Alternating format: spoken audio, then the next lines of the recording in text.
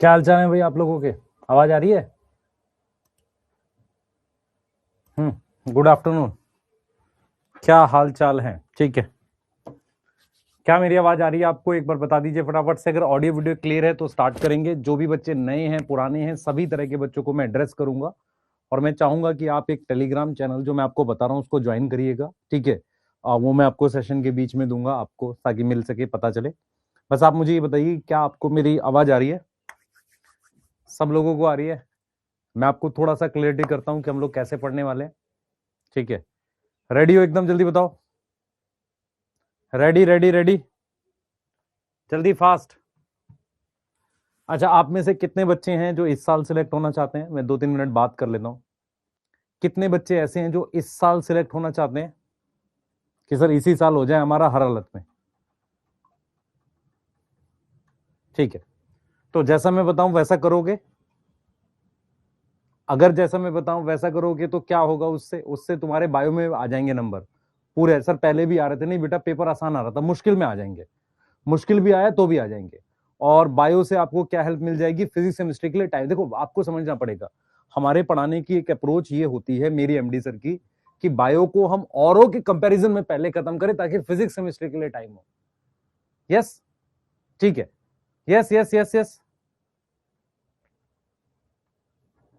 हाँ, सबसे पहला सवाल क्या क्या है कि सर मैं क्या यहां से कंटिन्यू कर सकता हूं अगर मुझे सेल नहीं आ सकता आता? यस, आप कर सकते हो। सेल साइकिल, सेल डिवीजन बिल्कुल डिफरेंट चैप्टर है। मैं ड्रॉपर में इसको एज अ पहला चैप्टर ये या ट्रांसपोर्ट इन प्लांट पढ़ाता था। मैं सेल नहीं पढ़ाता था क्योंकि सेल बहुत बेसिक होता था, तो बहुत सारे लोगों को आता था या नहीं भी आता था, तो मैं नॉर्मली ड्रॉपर स्टार्ट करता था या तो सेल साइकिल से या प्लांट फिजियो के ट्रांसपोर्ट इन प्लांट से, जब मैं ऑफलाइन में था। पहला पॉइंट क्लियर हो गया। दूसरा पॉइंट क्या हो गया बेटा, आप में से सभी बच्चों को जो मंथन 2.0 में हैं और 3.0 में अभी आए हैं, उनको ये समझना पड़ेगा कि हम कौन से महीने में हैं। हम इस वक्त जुलाई खत्म कर रहे हैं। इसका मतलब मेरे साथ काउंट करो पहले एक बार अगस्त, सितंबर, अक्टूबर, नवंबर, दिसंबर, जनवरी, ये 6 महीने आपकी लाइफ डिसाइड करेंगे। आप में से बहुत सारे बच्चों के मन में ये होगा कि सर अभी बैच स्टार्ट हुआ है। बैच तो अभी स्टार्ट हुआ है, लेकिन तुझे समझना पड़ेगा कि तेरा साल पहले स्टार्ट हो चुका है। नॉर्मली क्या करते थे हम लोग कि एक बैच मई में लाते थे, एक उसके बाद लाते थे। पर इस साल क्या हुआ है, पेपर लीक वगैरह के चक्कर में अभी मंथन 2.0 में एक चैप्टर हुआ। हमें ऐसा लग रहा था कि अगर 3.0 को हम करते हैं, मान लो एकदम सेल से ही चालू कर दें, उससे नुकसान क्या होगा? 3.0 का सिलेबस 15-20 दिन बाद खत्म होगा। तो हमने क्या प्लान किया मैं आपको पूरा समझाता हूं। जो बच्चे इस प्लान से एग्री करेंगे वो मुझे बताना। देखो हमने क्या प्लान किया है। मंथन 2.0 में हमारे पास सेल यूनिट ऑफ लाइफ हो गया है, ठीक है, जो 3.0 में ऑलरेडी रिकॉर्डेड फॉर्म में दिख सकता है। आपको दिख भी रहा होगा, नहीं दिख रहा होगा मैं दिखवा दूंगा। अब क्या है बेटा, जो 2.0 में सेल यूनिट ऑफ लाइफ हुआ है उसको हम लाइव फॉर्म में इवनिंग में, जैसे आपको कैसे होगा, फिजिक्स की क्लास लगी है एक दिन इवनिंग में, बस उस दिन कोई और इवनिंग में लगी, ऐसे ही केमिस्ट्री की लगी है, ऐसे ही बॉटनी की लगी है, ऐसे ही जूलॉजी की, एक दिन में सिर्फ एक क्लास लगेगी। 2 से 3 क्लास लेकर इसको सेल को हम साथ ही करा देंगे। इसको बाद के लिए नहीं छोड़ेंगे ना, हम इसको आपको रिकॉर्डेड देंगे। जो बच्चा रिकॉर्डेड देखना चाहता है वो रिकॉर्डेड देख ले। जो बच्चा चाहता है कि नहीं सर मुझे लाइव करना है, तो इवनिंग में कराएंगे। रीजन क्या है? क्योंकि मुझे तेरा सिलेबस भी खत्म करना है। जो बच्चा ये बात समझ पा रहा है कि सर सिलेबस टाइम पे खत्म करना ज्यादा इंपॉर्टेंट है, इस बात से लेके कि हम अभी से थोड़ा सा ज्यादा मेहनत कर ले, वो आपको समझना पड़ेगा। तो जो भी बच्चे 2.0 में हैं, जिनका बैकलॉग है, वो यहां लाइव कर सकते हैं या वो रिकॉर्डेड दे सकते हैं। ठीक है, मेरी बात समझ में आ गई? पहला पॉइंट क्लियर हो गया। जो बच्चे 3.0 में है, 2.0 में है, हम लोग सेल साइकिल स्टार्ट कर रहे हैं विद दिस प्रॉमिस कि हम जनवरी लास्ट तक इसको खत्म करेंगे एनी हाउ। और मैं यहां पर आपको कुछ चीजें और सजेस्ट करता हूं, मेरी बातों को ध्यान से सुनना। जनवरी लास्ट सिलेबस का एंड है। हो सकता है हम जेनेटिक्स जो है वो 10 जनवरी या 5 जनवरी तक कर लें।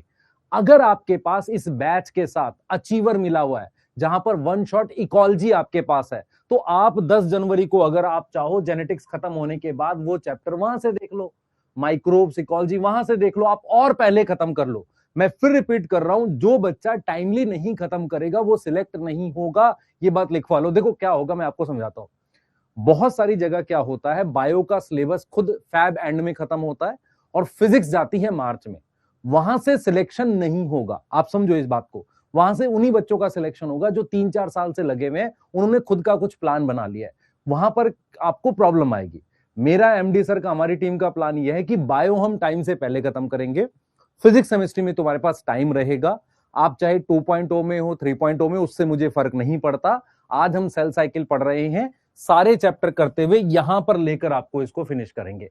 आपको लगता है कि नहीं सर जनवरी में आपकी जेनेटिक्स खत्म हो गई है, अब आपको क्या है लाइव नहीं करना, आप इकोलॉजी के तीनों चैप्टर माइक्रोब्स खुद से देख लो, आपको इसके साथ अचीवर में मंजिल भी तो मिला हुआ है, वहां से देख लो। क्या मेरी बातें समझ में आ रही है कि नहीं आ रही, पहले बताओ।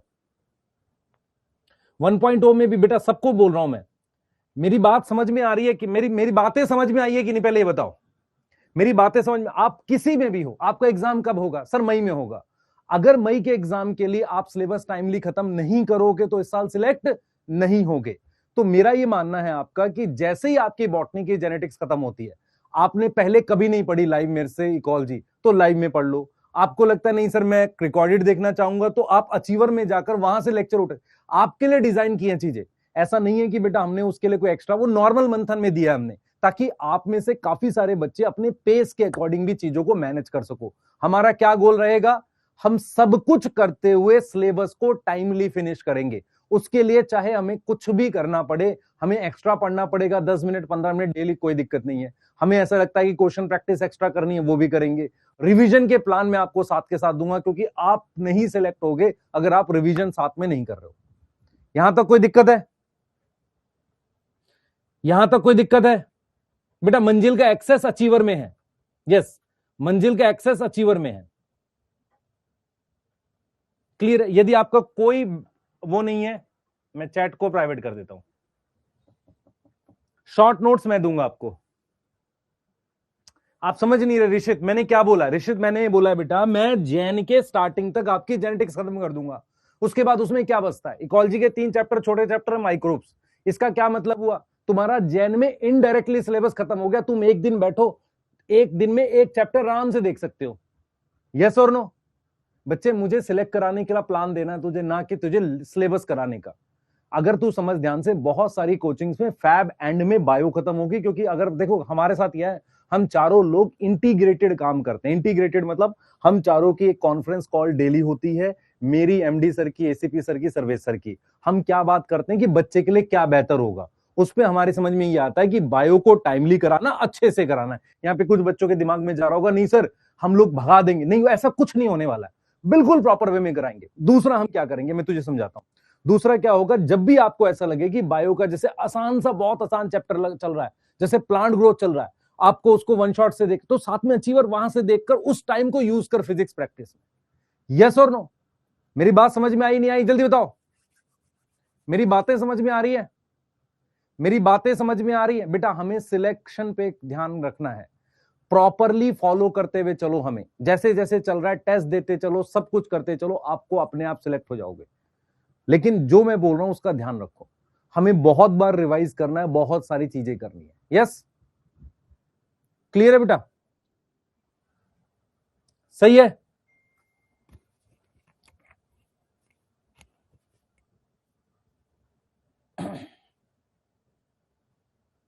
नहीं बेटा, जो फर्स्ट टाइम पढ़ रहे हैं उनको अचीवर में नहीं जाना, वो उनको यहीं लाइव पढ़ना है। अचीवर उनके लिए जिन्होंने कई बार पढ़ा हुआ था, उनके लिए है सिर्फ। यस,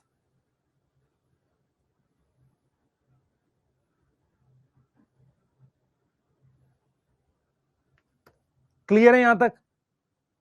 इवनिंग में किसकी क्लास चलेगी बेटा? जो हमारा ये वाला चैप्टर हुआ है ना, इसकी चलेगी, मान लो बॉटनी की मेरी, जूलॉजी में मान लो बायोमोलिक्यूल चलेगी, ऐसे करके करा देंगे। उससे क्या होगा, वो साथ ही कंप्लीट हो जाएगा, ऐसा नहीं कि बाद के लिए बचेगा, या आपको कोई दिक्कत नहीं होगी। चल सकते हैं, स्टार्ट कर सकते हैं, आज स्टार्ट करें। अच्छा, हमें क्या क्या पढ़ना है मैं आपको थोड़ा सा गाइड कर देता हूं। थ्योरी क्वेश्चंस हम लोग बैच में करते हुए चलेंगे, कोई दिक्कत नहीं है, ठीक है। पीवाईक्यू एनसीईआरटी हम लोग करते चलेंगे, शॉर्ट नोट्स मैं आपको दे दूंगा खुद से बना के, और डोपा में साथ के साथ दूंगा। ये सारी चीजें आपको बैच में मिल रही होंगी। इसके अलावा किसी को एक्स्ट्रा क्वेश्चन प्रैक्टिस करनी, मैं बार बार रिपीट कर रहा हूं, आपको हमने पीडीएफ भी दी है किसकी, तत्व मॉड्यूल की, आप उसके क्वेश्चन प्रैक्टिस कर सकते हो। अगर आप बेटर है कि आपके पास नीट एडवांस की बुक है, तो आप उसको यूज कर सकते हो। ठीक है बेटा? ठीक है, हर चैप्टर का डीएचएस में आपको देता हुआ चलूंगा, हर चैप्टर का डीएचएस भी आपको देता हुआ चलूंगा, कोई दिक्कत नहीं है। तो ये मिनिमम चीजें आपने करनी है। रिवीजन कैसे करनी है, जैसे कोई चैप्टर आपका कंप्लीट होगा उसका एक चैप्टर वाइज टेस्ट मैं हमेशा लूंगा। जैसे सेल यूनिट ऑफ लाइफ उनका हो रखा है, तो उसका मैं आपको एक टेस्ट अनाउंस कर देता हूं चैप्टर वाइज, वो मैं आपको मतलब थर्सडे को ले लूंगा। सही है? ठीक बेटा।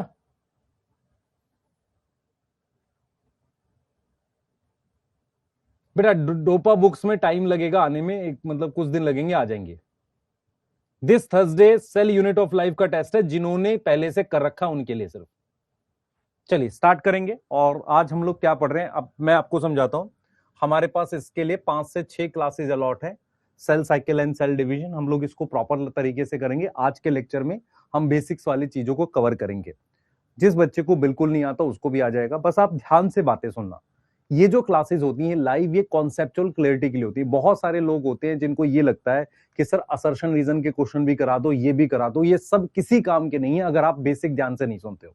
आपको मेरी बातें सुननी पड़ेंगी, जो मैं लेक्चर में पढ़ाता हूं उसको समझना पड़ेगा। और कोई बच्चा अगर इस थॉट प्रोसेस के साथ बैठता है क्लास में, उसे नहीं आएगा कि सर मेरे को ये आता है, मैं क्यों क्यों सीखूं, या सर मेरे बायो में इतने। मैं फिर रिपीट कर रहा हूं, जिन बच्चों को गलत फहमी हो कि उनके बायो का स्कोर अच्छा है, 330 है, अपनी एक बार परसेंटाइल देखो।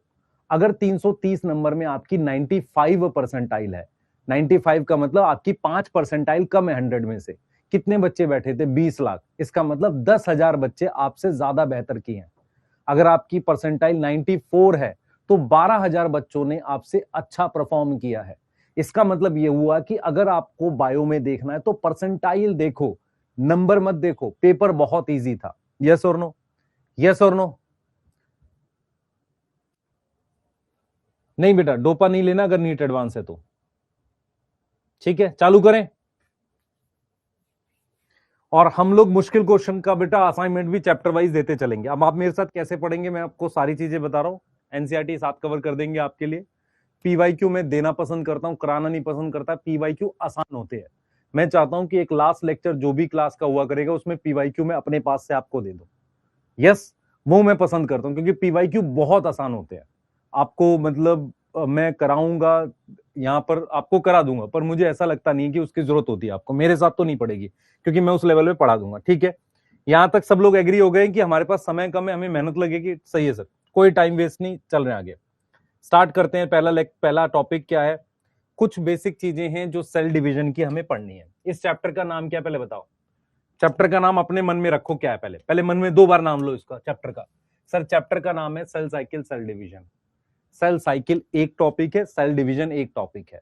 सेल साइकिल में हमने फेजेस पढ़ने हैं और सेल डिवीजन में हमने पढ़ना है माइटोसिस मियोसिस। तो इस चैप्टर के 2 पार्ट है। ठीक है, तो अगर मैं टॉपिक की आपसे बात करूं तो टॉपिक्स देखो क्या है हमारे पास। हम बेसिक्स ऑफ सेल साइकिल पढ़ेंगे इसमें, ठीक है, और एक हम पढ़ेंगे माइटोसिस और एक पढ़ेंगे मियोसिस। तो चैप्टर का नाम डालो और हेडिंग डाल लो टॉपिक्स, और इन तीनों टॉपिक को नोट करो। चालू करेंगे।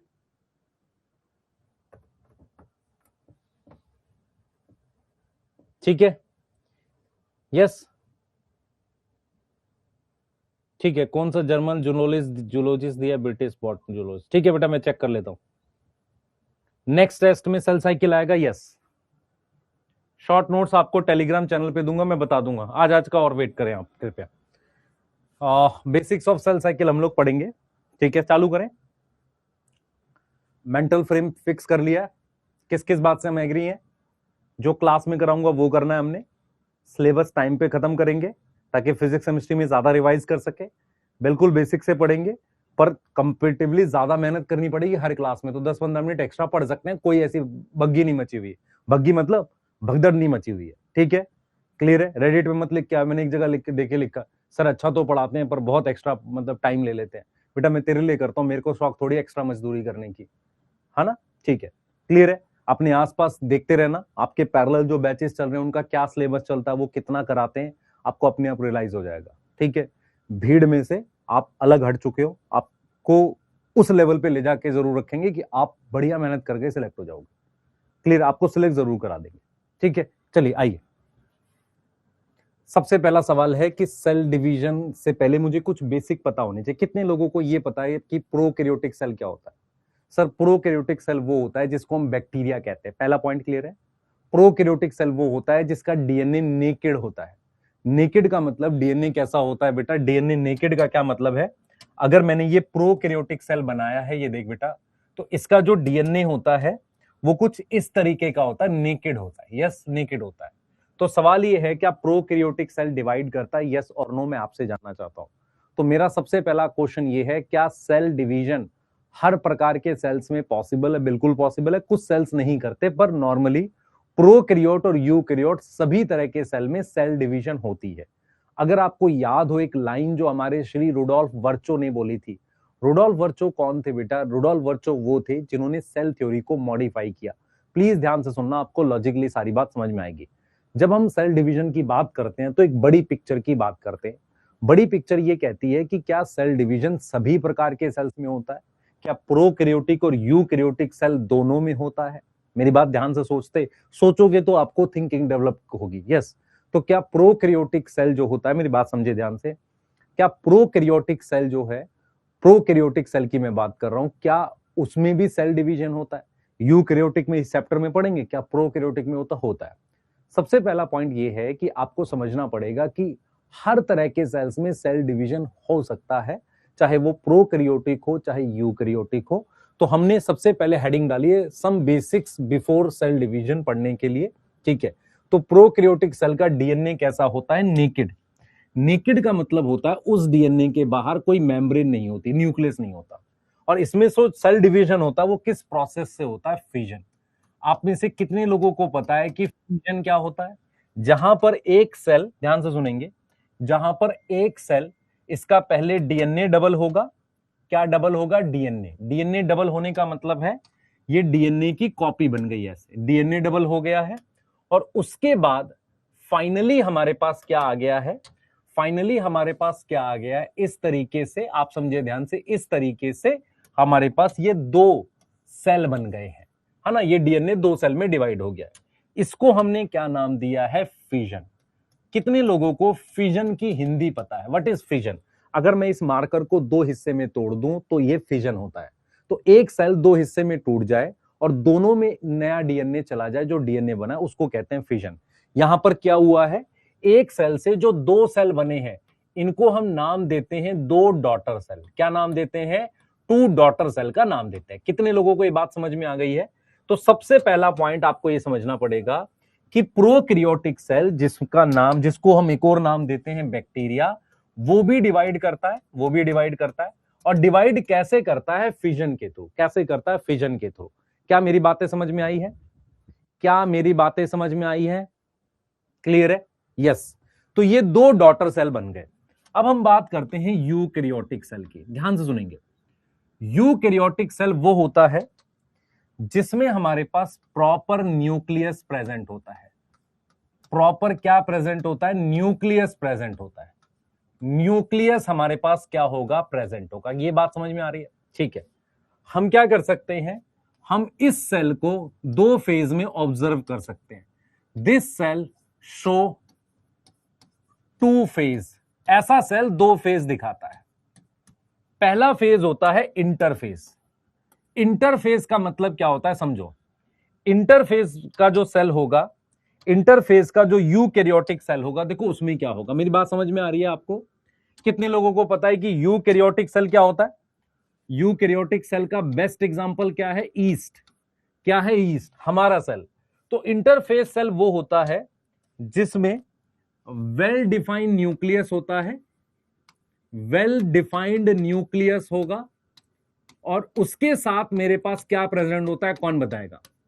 उसके पास इनसाइड न्यूक्लियस क्रोमैटिन होता है। इनसाइड न्यूक्लियस हमारे पास क्या प्रेजेंट है? क्रोमैटिन प्रेजेंट है। क्या प्रेजेंट है? क्रोमैटिन प्रेजेंट है। क्या आपको मेरी बात समझ में आई है? तो हमने क्या किया? ये बना दिया इंटरफेस का सेल, ठीक है। यहां पर मेरे पास क्या आ गया सर? मेरे पास वेल डिफाइंड न्यूक्लियस आ गया सर।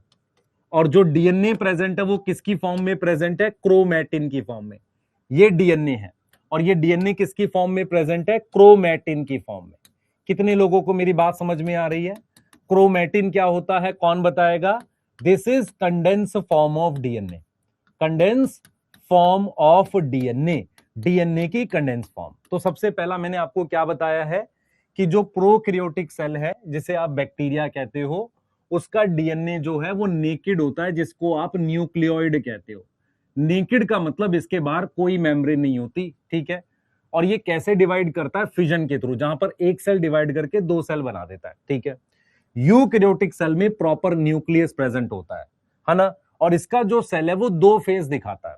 इंटरफेस सेल वो होता है जब सेल डिवाइड ना कर रहा हो। What is interface cell?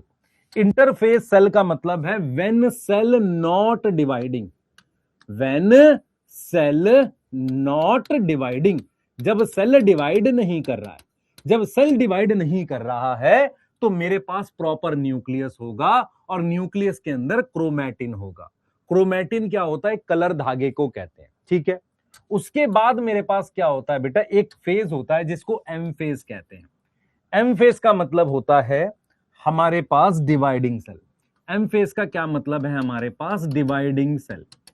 क्या मतलब है? हमारे पास डिवाइडिंग सेल मतलब है। एम फेज का क्या मतलब है बेटा? हमारे पास डिवाइडिंग सेल, ठीक है। अच्छा, आज एक डाउट सेशन लगा हुआ है। उस डाउट सेशन में कौन बच्चे आएंगे? जिन्होंने सेल पढ़ लिया है।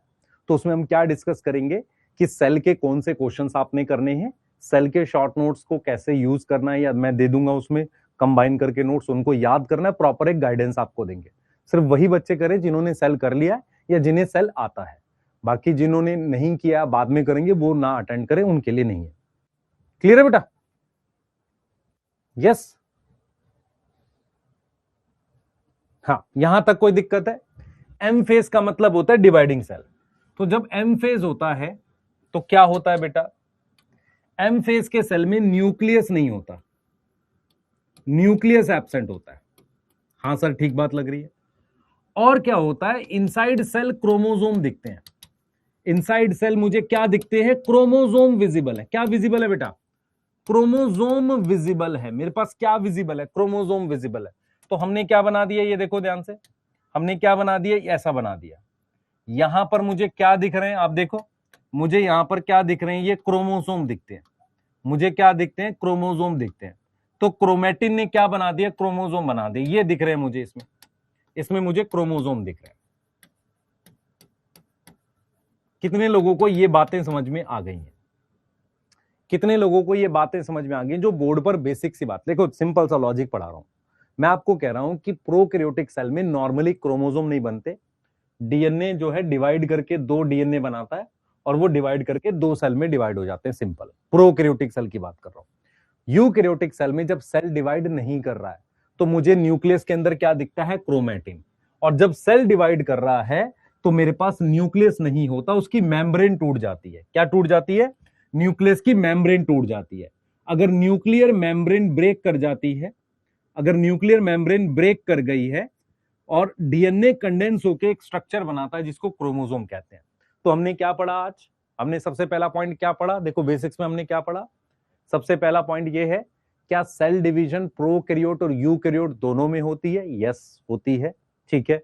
इसकी डिवीजन को कहते हैं फिजन, और इसकी डिवीजन को हम कहते हैं माइटोसिस।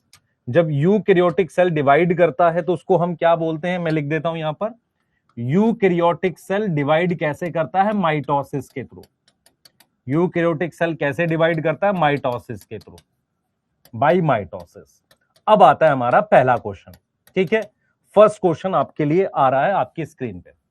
क्वेश्चन नंबर 1, दो स्टेटमेंट है, आपको बतानी इनमें से कौन सी ठीक है, ठीक है। सही है। हम यहां पर ये लिख रहे हैं, ई कोलाई जो कि बैक्टीरिया है, and yeast cell both show DNA replication before cell division. दोनों में डीएनए रेप्लिकेशन होती है बिफोर सेल डिवीजन। पहली स्टेटमेंट ये आ गई। सर दूसरी स्टेटमेंट बता देते हैं, आप देख लें ध्यान से। हम ये लिखेंगे बेटा कि prokaryotic cell divide by mitosis. इन दोनों में से कौन सी स्टेटमेंट ठीक है? इन दोनों में से कौन सी स्टेटमेंट ठीक है? इन दोनों में से कौन सी स्टेटमेंट ठीक है? तो सबसे पहले आपको समझना पड़ेगा डीएनए डबल दोनों में होता है। यहां पर ये क्या हुआ है, यहां पर ये डीएनए डबल हुआ है, तो डीएनए डबल जो है वो दोनों में होता है, यस और नो, दोनों में होता है। और डीएनए डबल होने के बाद प्रोकैरियोटिक सेल डिवाइड करता है माइटोसिस के थ्रू, ये गलत है, ठीक है। डीएनए डबल दोनों में होता है, माइटोसिस नहीं होती, क्या होता है, फिजन होता है। पहला क्वेश्चन समझ में आ गया। फर्स्ट स्टेटमेंट करेक्ट है, सेकंड रॉन्ग है। यहां तक कोई दिक्कत है किसी को? फर्स्ट स्टेटमेंट करेक्ट है, सेकंड रॉन्ग है।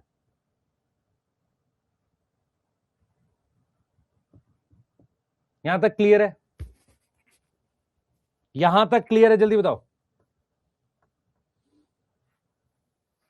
क्या नहीं क्लियर है? कौन, किसने लिखा? शर्मिष्ठा, क्या नहीं समझ में आया? बेटा प्रोकैरियोटिक सेल में सेल डिवाइड करता है पर माइटोसिस नहीं होती। मैं फिर रिपीट कर देता हूं, सुन ले ध्यान से। प्रोकैरियोटिक के एग्जांपल बैक्टीरिया। बैक्टीरिया सेल कैसा होता है? उसके पास डीएनए होता है, हाँ होता है। डीएनए कैसा होता है? नेकेड। वो डिवाइड करके दो डीएनए बनाता है और वो डिवाइड करता है फिजन से। सेल डिवीजन कैसे होता है? फिजन के थ्रू। कैसे होता है बेटा? फिजन के थ्रू होता है। दूसरा आते हैं यूकैरियोटिक सेल, उसमें प्रॉपर न्यूक्लियस प्रेजेंट होता है। दिस सेल जो यूकैरियोटिक सेल होता है वो उसमें दो दो फेज दिखते हैं। जैसे मैं आपसे कहूं कि आपका स्किन सेल है, मान लो स्किन सेल अभी डिवाइड नहीं कर रहा है, तो स्किन सेल में न्यूक्लियस होगा और उसके अंदर धागे को कहेंगे क्रोमेटिन। क्रोमोसोम कब दिखता है? जब सेल डिवाइड करता है। मेरी बात समझ में आ रही है? और जब सेल डिवाइड करेगा तो क्रोमोसोम के बाहर न्यूक्लियर मेम्ब्रेन नहीं होगी, क्रोमोसोम साइटोप्लाज्म में होते हैं, यही बात लिखी हुई है। अब हम ये कह रहे हैं कि ई कोलाई और ईस्ट, ईस्ट क्या है? यूकैरियोटिक सेल है। ईस्ट क्या है बेटा? What is E coli? E coli क्या है? बैक्टीरिया। This is bacteria. और ये कौन सा सेल है? यूकैरियोट है। तो चाहे प्रोकैरियोट हो चाहे यूकैरियोट हो, उन सब में डीएनए डबल करना पड़ता है। और prokaryotic cell divide by mitosis, ये रॉन्ग है। क्यों रॉन्ग है? क्योंकि माइटोसिस यूकैरियोटिक सेल का फीचर है। अच्छा मैं आपसे एक बात बताओ, अब मैं आपसे पूछूं, क्या प्रोकैरियोट और यूकैरियोट दोनों में सेल डिवीजन होता है? यस और नो? हाँ सर होता है। क्या प्रोकैरियोटिक और यूकैरियोटिक दोनों में माइटोसिस होती है? नहीं होती। यहां तक क्लियर है? पहली स्लाइड क्लियर है आज की? सेकंड स्लाइड पे आते हैं जल्दी से।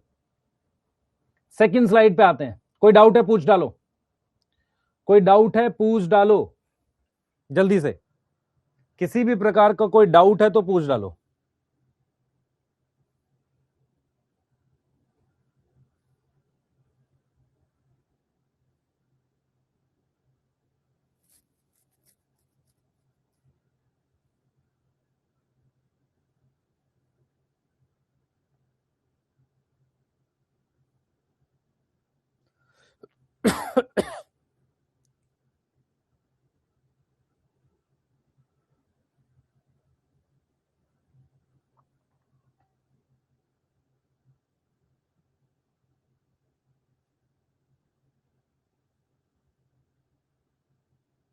चले आगे बेटा।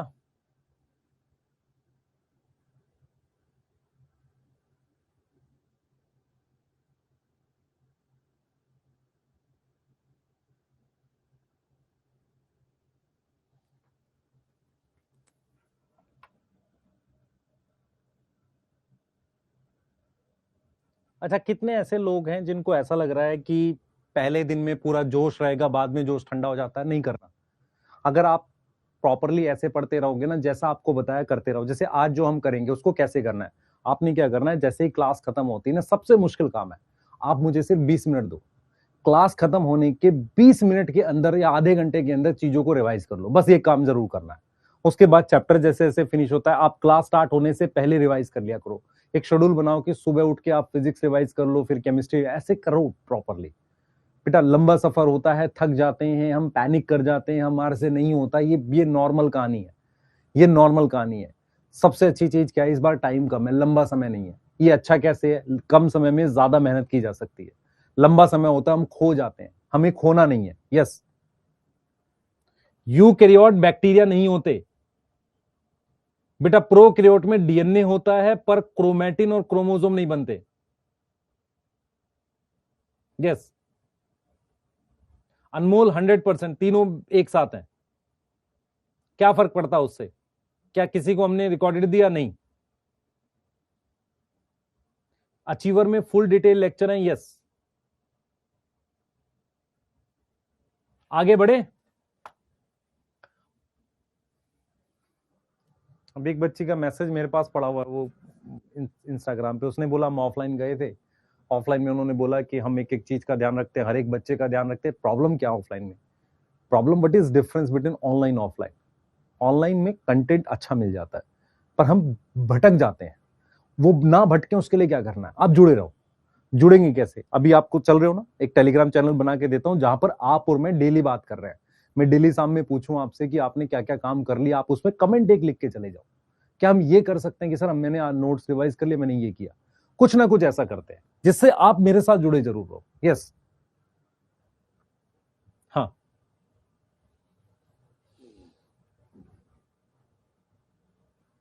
स्टेटमेंट फर्स्ट में अगर बिफोर की जगह ड्यूरिंग होता तो, ड्यूरिंग मतलब बिफोर की जगह ड्यूरिंग नहीं बेटा, ड्यूरिंग सेल डिवीजन का मतलब एम्फेज होता है। हाँ,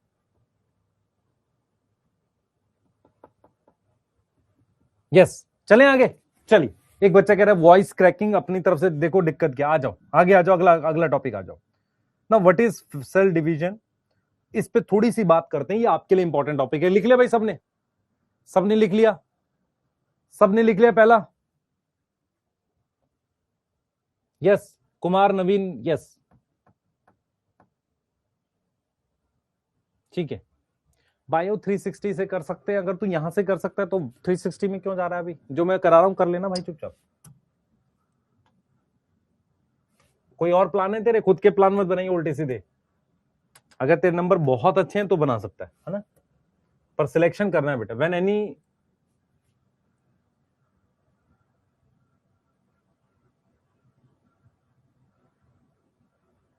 अच्छा,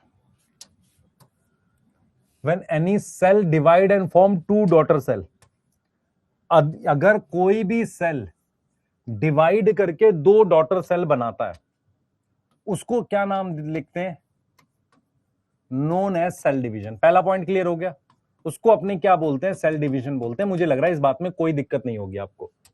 अब सवाल ये उठता है कि वाई सेल डिवाइड, है ना, सेल क्यों डिवाइड करता है, कौन बताएगा। देखो, why cell divide, cell divide क्यों करता है बेटा, आपको एक लॉजिकल आंसर सोचना पड़ेगा। मेरी बात सुनो ध्यान से, यहां पर जो हम आंसर करेंगे उसको समझना। सेल डिवाइड क्यों करता है, जब, क्योंकि अगर मान लो कोई सेल, जैसे एक सेल है ना, उस सेल के न्यूक्लियस के अंदर काफी सारी इंफॉर्मेशन है डीएनए में, उस इंफॉर्मेशन को अगले सेल में पास करना है। सेल इसलिए डिवाइड करता है, क्योंकि मेरी बात सुनेंगे ध्यान से, सेल क्यों डिवाइड करता है, क्योंकि वाई सेल डिवाइड, सेल इसलिए डिवाइड करता है कि सेल क्या करता है, सेल इवॉल्व, सेल ने क्या किया है, इवॉल्व करी है, इवॉल्व करी है इंफॉर्मेशन, इंफॉर्मेशन किसमें, information in in millions of year, लाखों करोड़ों साल में, मिलियंस ऑफ ईयर में, एंड वो स्टोर्ड होती है किसमें, वो इंफॉर्मेशन किसमें स्टोर है, डीएनए में। तो by cell division, by cell division वो इंफॉर्मेशन अगली जनरेशन में जाती है। दैट इंफॉर्मेशन जो है वो अगली जनरेशन में जाती है। दैट इंफॉर्मेशन क्या होती है बेटा, pass on to next generation, pass on to next generation. कितनी लोगों को मेरी ये बातें समझ आई, लॉजिकल लगी, नेक्स्ट जनरेशन में जाती है। मतलब क्या हुआ, मैं ये कह रहा हूं बेटा कि यदि कोई सेल डिवाइड करके दो सेल बनाता है, चाहे प्रोकैरियोटिक हो चाहे यूकैरियोटिक हो, उसका एकमात्र रीजन क्या है, समझना, उसका एकमात्र रीजन क्या है कि वो जो इंफॉर्मेशन लाखों सालों में आई थी और कहां स्टोर थी, डीएनए में, उस इंफॉर्मेशन को वो आगे पास करते हैं। कहां पास करते हैं, नेक्स्ट जनरेशन, मतलब वो पास करते हैं नेक्स्ट सेल में, अगले सेल में वो पास करते हैं। क्या इतनी बात क्लियर है, क्या इतनी बात क्लियर है बेटा, बताओ।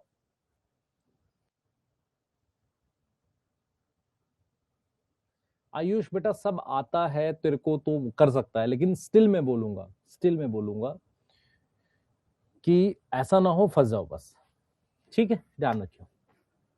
यस, अब आ जाओ जरा डिवीजन इन प्रोकैरियोटिक सेल की बात कर लेते हैं।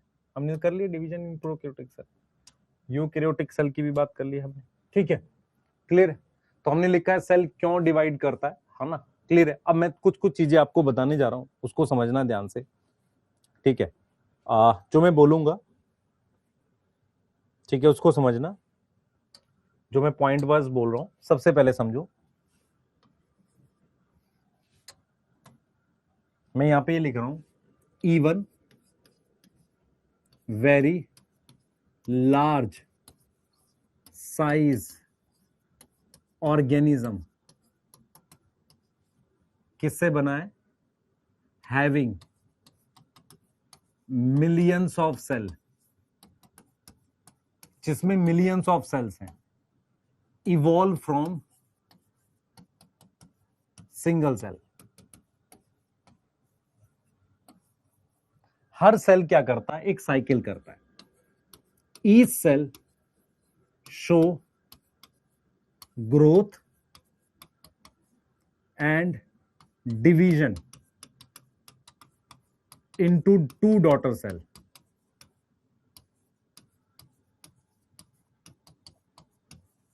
which again repeat process to form multicellular organism। मेरी बात अगर आप ध्यान से समझ पाएंगे तो एक बार में समझ में आ जाएगी। सर आप क्या पढ़ा रहे हो, एक बार बताओ फिर से। देख बेटा मेरी तरफ देख, मेरी तरफ पहले डायग्राम देख ले। मान ले तेरे पास ये एक सेल है, ठीक है, इसकी ग्रोथ हो गई, ये क्या हो गई? ग्रोथ हो गई, ठीक है। अब यहां पर हो गई इसकी डिवीजन। कितने सेल बन गए? 2 सेल बन गए। फिर से दोनों की ग्रोथ हो गई, फिर से डिवीजन हो गई, फिर मेरे पास कितने सेल बन गए? 4 सेल बन गए। अगर ये प्रोसेस रिपीट होता रहेगा तो फाइनली मेरे पास एक मल्टी सेलुलर ऑर्गेनिज्म बन जाता है। ये क्या बन जाता है? Multi cellular organism. अगर आप ध्यान से देखो, दो प्रोसेस, ग्रोथ और डिवीजन, इंपॉर्टेंट है सभी लिविंग ऑर्गेनिज्म के लिए। Growth and division is important for all living organism. अब ये मैं जो पढ़ा रहा हूं ये कहां दे रखा है एनसीईआरटी में? ये सिर्फ एनसीईआरटी में कहां दे रखा है? पहला पैराग्राफ है जो मैं ये पढ़ा रहा हूं बेटा, ये फर्स्ट पैराग्राफ है। ये आपके पास फर्स्ट पैराग्राफ की मैं बात कर रहा हूं इसकी, ठीक है। एक बार इसको रीड करेंगे फिर वापसी जाएंगे, ठीक है। देखो ये क्या कह रहा है, ये कह रहा है आपसे, क्या कह रहा है देखो ध्यान सुनो, ये क्या कह रहा है? ये आपसे कह रहा है कि आर यू अवेयर दैट, ये क्या कह रहा है देखो, कह रहा है are you aware that all organism. All organism का मतलब सभी ऑर्गेनिज्म, चाहे वो कितना बड़ा हो, उसकी लाइफ एक सिंगल सेल से स्टार्ट हुई थी। यहां सिंगल सेल का मतलब है जाइगोट। तो हमने यहां पर क्या लिखा है पहले पढ़ो। हम ये कह रहे हैं कि सेल डिवीजन का मतलब है जब कोई सेल डिवाइड करके 2 डॉटर सेल बनाता है। व्हेन सेल डिवाइड, सही है, सेल क्यों डिवाइड करता है? ताकि वो पास कर सके अगले सेल में, अपनी इंफॉर्मेशन अगले सेल में पास कर सके। हम ये कह रहे हैं कि बहुत बड़े साइज का ऑर्गेनिज्म जिनके पास मिलियंस ऑफ सेल है, उन्होंने अपनी लाइफ सिंगल सेल से स्टार्ट करी थी, मतलब जाइगोट से स्टार्ट करी थी। आप समझो, इस पहले पैराग्राफ में उसने सिर्फ ये बोला है कि जैसे मैं मल्टी सेलुलर ऑर्गेनिज्म हूं, आप मल्टी सेलुलर ऑर्गेनिज्म हो, हम सबकी लाइफ एक सिंगल सेल जाइगोट से हुई थी। उस जाइगोट में 2 प्रोसेस होते थे। एक बार सेल का ग्रोथ हुआ, डिवाइड करके 2 सेल बने, वो दोनों सेल में भी ग्रोथ हुआ, फिर डिवाइड करे, ऐसे करते करते मिलियंस ऑफ सेल बन गए।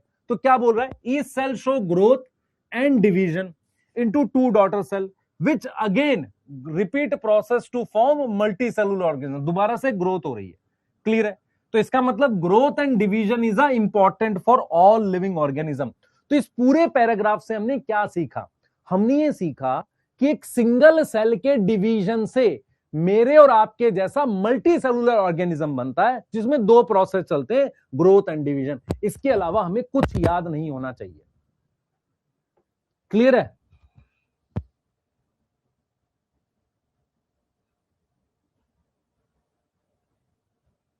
ठीक है आयुष, बढ़िया, ठीक है अविनाश, ठीक है, नेक्स्ट जनरेशन का मतलब बेटा अगली पीढ़ी, नेक्स्ट सेल। तो ये जो लाइन लिखी हुई है बस इनको समझो। यू में वंडर, वंडर मतलब आपको अजीब लगेगा, अब क्या होता है लोग रटने लगते हैं, लाइनों को रटना नहीं है, रट के याद नहीं रहेंगी।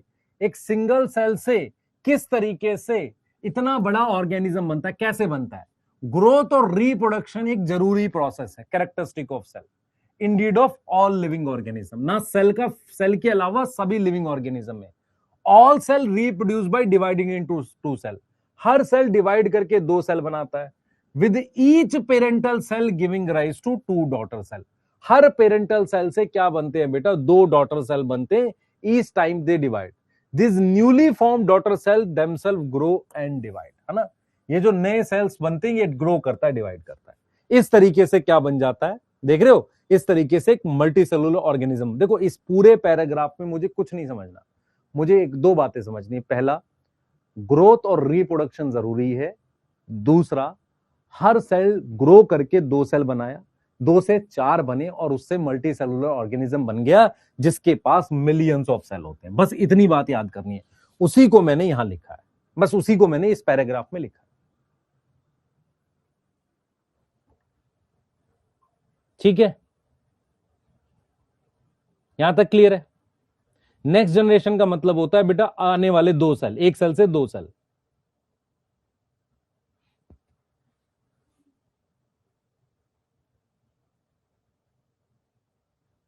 क्लियर है,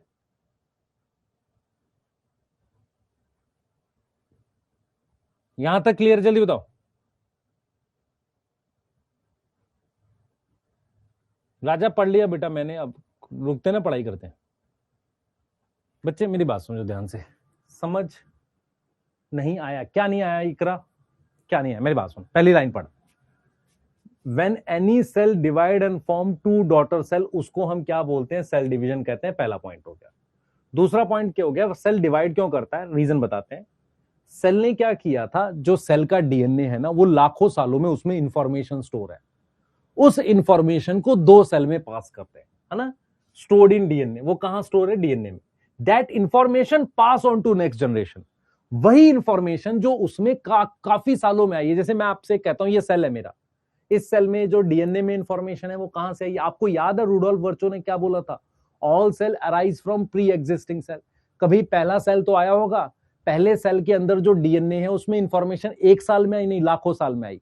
अब इस इंफॉर्मेशन को क्या करेंगे, ये तो मर जाएगा सेल के साथ, तो सेल को डिवाइड करके दो सेल बनाते हैं ताकि वो इंफॉर्मेशन जो डीएनए के अंदर लाखों सालों में आई है वो बनी रह सके। तीसरा आ जाते हैं, even very large size organism having millions of cell evolve from single cell। Even बहुत बड़े साइज का ऑर्गेनिज्म जैसे मैं हो गया, गाय भैंस, वो कभी ना कभी एक सिंगल सेल से बने थे। सिंगल सेल किससे बने थे, जाइगोट से बने थे। अगला पॉइंट, ई सेल ग्रो, हर एक सेल ग्रो करता है, डिवाइड करके दो सेल बनाता है, फिर ग्रो करता है, फिर डिवाइड करता है। ऐसे करते करते एक मल्टी सेलुलर ऑर्गेनिज्म बना देता है।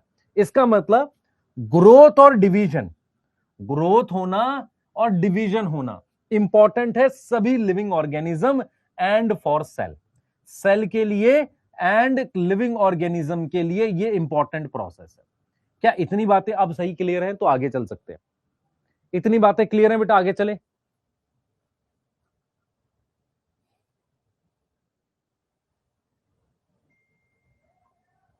क्लियर है, ठीक है बेटा, सेल का डीएनए डिवाइड होगा तभी वो डिवाइड होता है, यहां तक क्लियर है।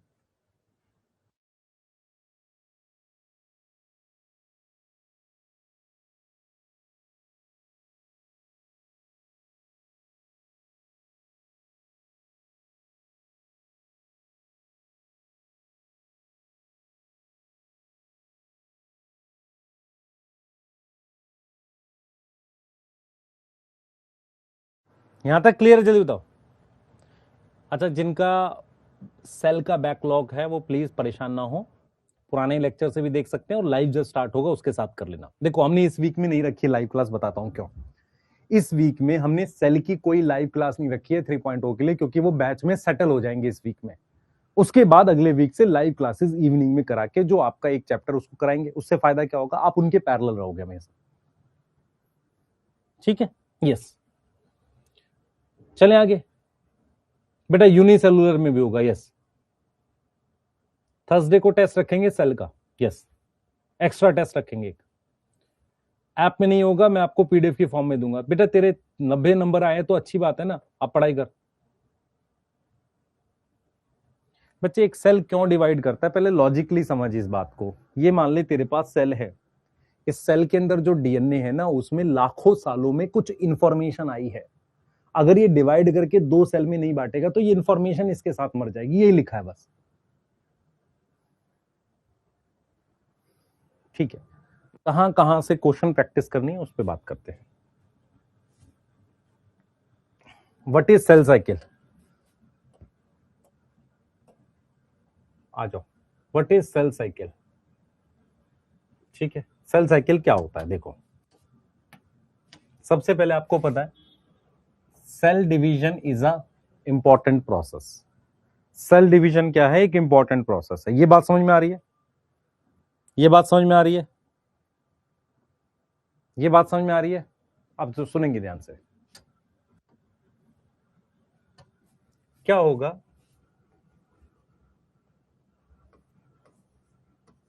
ड्यूरिंग जब सेल डिवीजन हो रही होती है, बेसिकली उसको सेल साइकिल लिखते हैं। ड्यूरिंग सेल डिवीजन क्या होता है, हमारे पास डीएनए डबल होता है ना।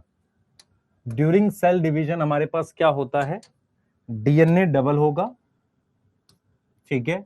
ड्यूरिंग सेल डिवीजन हमारे पास क्या होगा, डीएनए डबल होगा, ग्रोथ होगी एंड सेल डिवाइड करके डिवाइड इनटू 2 डॉटर सेल, ऐसा चलता है। अब सवाल ये उठता है व्हाट इज सेल साइकिल। हम टॉपिक क्या पढ़ रहे हैं बेटा, हम अब टॉपिक पढ़ रहे हैं। देखो अभी तक जो हमने पढ़ा वहां से शायद ही कुछ आए, वो सिंपल सा एक लॉजिक था। क्या लॉजिक है, पहला आपके दिमाग में क्या क्या जाना चाहिए, अभी तक जो हमने पढ़ा वहां से क्या जाना चाहिए। पहला, क्या प्रोकैरियोटिक सेल डिवाइड करता है, हाँ करता है, फिजन के थ्रू। यूकैरियोटिक सेल डिवाइड करता है माइटोसिस के थ्रू। प्रोकैरियोटिक सेल में न्यूक्लियोइड होता है, यूकैरियोटिक सेल में क्या होता है, क्रोमोसोम बनते हैं जब सेल डिवाइड करता है। दूसरी बात, प्रोकैरियोटिक सेल की डिवीजन को हम फिजन कहते हैं, क्लियर है, और उसमें डीएनए नेकेड होता है। अब हमने आपको ये बताया कि कोई भी बड़ा ऑर्गेनिज्म एक सिंगल सेल से डिवीजन से बनता है, यहां तक यही बात पढ़ी है ना। व्हाट इज सेल साइकिल, जो चैप्टर में टॉपिक है ना सेल साइकिल, इसका मतलब क्या है, पहले लॉजिकली सोच। सेल साइकिल, साइकिल का मतलब होता है कोई भी चीज रिपीट हो रही हो बार बार, यस और नो। कोई भी चीज बार बार रिपीट हो रही है उसको हम क्या बोलते हैं, सेल साइकिल बोलते हैं। सेल साइकिल क्या होता है, किसी भी सेल में क्या चेंजेस आ रहे हैं, क्या बदलाव आ रहे हैं, उन सारे प्रोसेस जो बार बार रिपीट हो रहे हैं उसको सेल साइकिल बोलते हैं। सेल साइकिल का एग्जैक्ट मीनिंग होता है कि सेल पहले ग्रोथ करे, फिर अपने डीएनए को डबल करे और कुछ ना कुछ क्या करे, साइटोप्लाज्म में चीजें बनाए और फाइनली 2 सेल बना दे, उसको कहते हैं सेल साइकिल। देखो सेल साइकिल को डिफाइन अगर मुझे करना है ना, तो सेल साइकिल क्या होता है पहले समझो। तो सेल साइकिल इज, ध्यान सुनेंगे, cell cycle is sequence of events. Sequence का मतलब कौन किसके बाद होगा, सीक्वेंस ऑफ इवेंट्स जहां पर क्या होगा, जहां पर सीक्वेंस ऑफ इवेंट्स जहां पर सेल की क्या होगी, ग्रोथ हो जाए, है ना, उसका डीएनए डबल हो जाए, yes, and that double DNA and finally क्या हो जाए, एंड क्या हो जाए, सेल डिवाइड कर जाए, डिवाइड इनटू 2 डॉटर सेल। कितने डॉटर सेल, 2 डॉटर सेल में, इसको सेल साइकिल कहते हैं। हमने क्या किया समझो, मैं क्या कह रहा हूं। मान लो मेरे पास ये सेल है, ठीक है, इसके अंदर ये न्यूक्लियस है, इसके अंदर ये डीएनए है। सबसे पहले मैंने क्या करी है, ग्रोथ करी है, ग्रोथ कर दी तो सेल बड़ा हो गया, ये इसमें साइटोप्लाज्म बढ़ गया, ये इसका डीएनए है। अब मैंने क्या किया, डीएनए रेप्लिकेशन करी है। व्हाट इज डीएनए रेप्लिकेशन, मैंने डीएनए को डबल कर दिया, यस और नो। तो डीएनए रेप्लिकेशन का मतलब मेरे पास यहां पर अंदर 2 डीएनए बन गए। अब एनसीईआरटी कहती है कि ये जो 2 डीएनए बना है, इसको मैं डिवाइड करके 2 सेल बना दूं ऐसे, और जो डीएनए बना है बिना टूटे इंटैक्ट पास हो जाए। जो डीएनए बना है ना बेटा, ये देखो ये कितना डीएनए बना है, ये डबल डीएनए है। अब ये डबल डीएनए जो है वो इंटैक्ट फॉर्म में, इंटैक्ट समझ में आता है, इंटैक्ट फॉर्म में पास हो जाए, pass on to 2 daughter cell. NCERT DNA को जीनोम लिख रही है। इसका मतलब ये हुआ व्हाट इज सेल साइकिल। सुनो ध्यान से, इधर देखो, व्हाट इज सेल साइकिल। तो सेल साइकिल एक ऐसा प्रोसेस है जिसमें सेल की ग्रोथ होती है, डीएनए डबल होता है और सेल डिवाइड करके 2 डॉटर सेल बनाता है। इस पूरे प्रोसेस में देखो, साइकिल का मतलब ये प्रोसेस रिपीट होना चाहिए। इस पूरे प्रोसेस में क्या होता है कि जो डीएनए डबल हुआ है इंटैक्ट, इंटैक्ट का मतलब होता है बिना टूटे वो पास हो जाए, बिना टूटे मतलब बिना डिस्ट्रॉय हुए, बिना चेंज हुए पास हो जाए 2 डॉटर सेल में। और इस पूरे प्रोसेस को हम क्या बोलते हैं, सेल साइकिल। अब यहां पर आपको समझना पड़ेगा, सेल साइकिल और सेल डिवीजन वैसे अलग अलग होते हैं। सेल साइकिल बड़ा प्रोसेस है, उसका पार्ट होता है सेल डिवीजन। क्या मेरी बात समझ में आ रही है? क्या मेरी बात समझ में आ रही है? जल्दी बताओ बेटा। यस सचिन,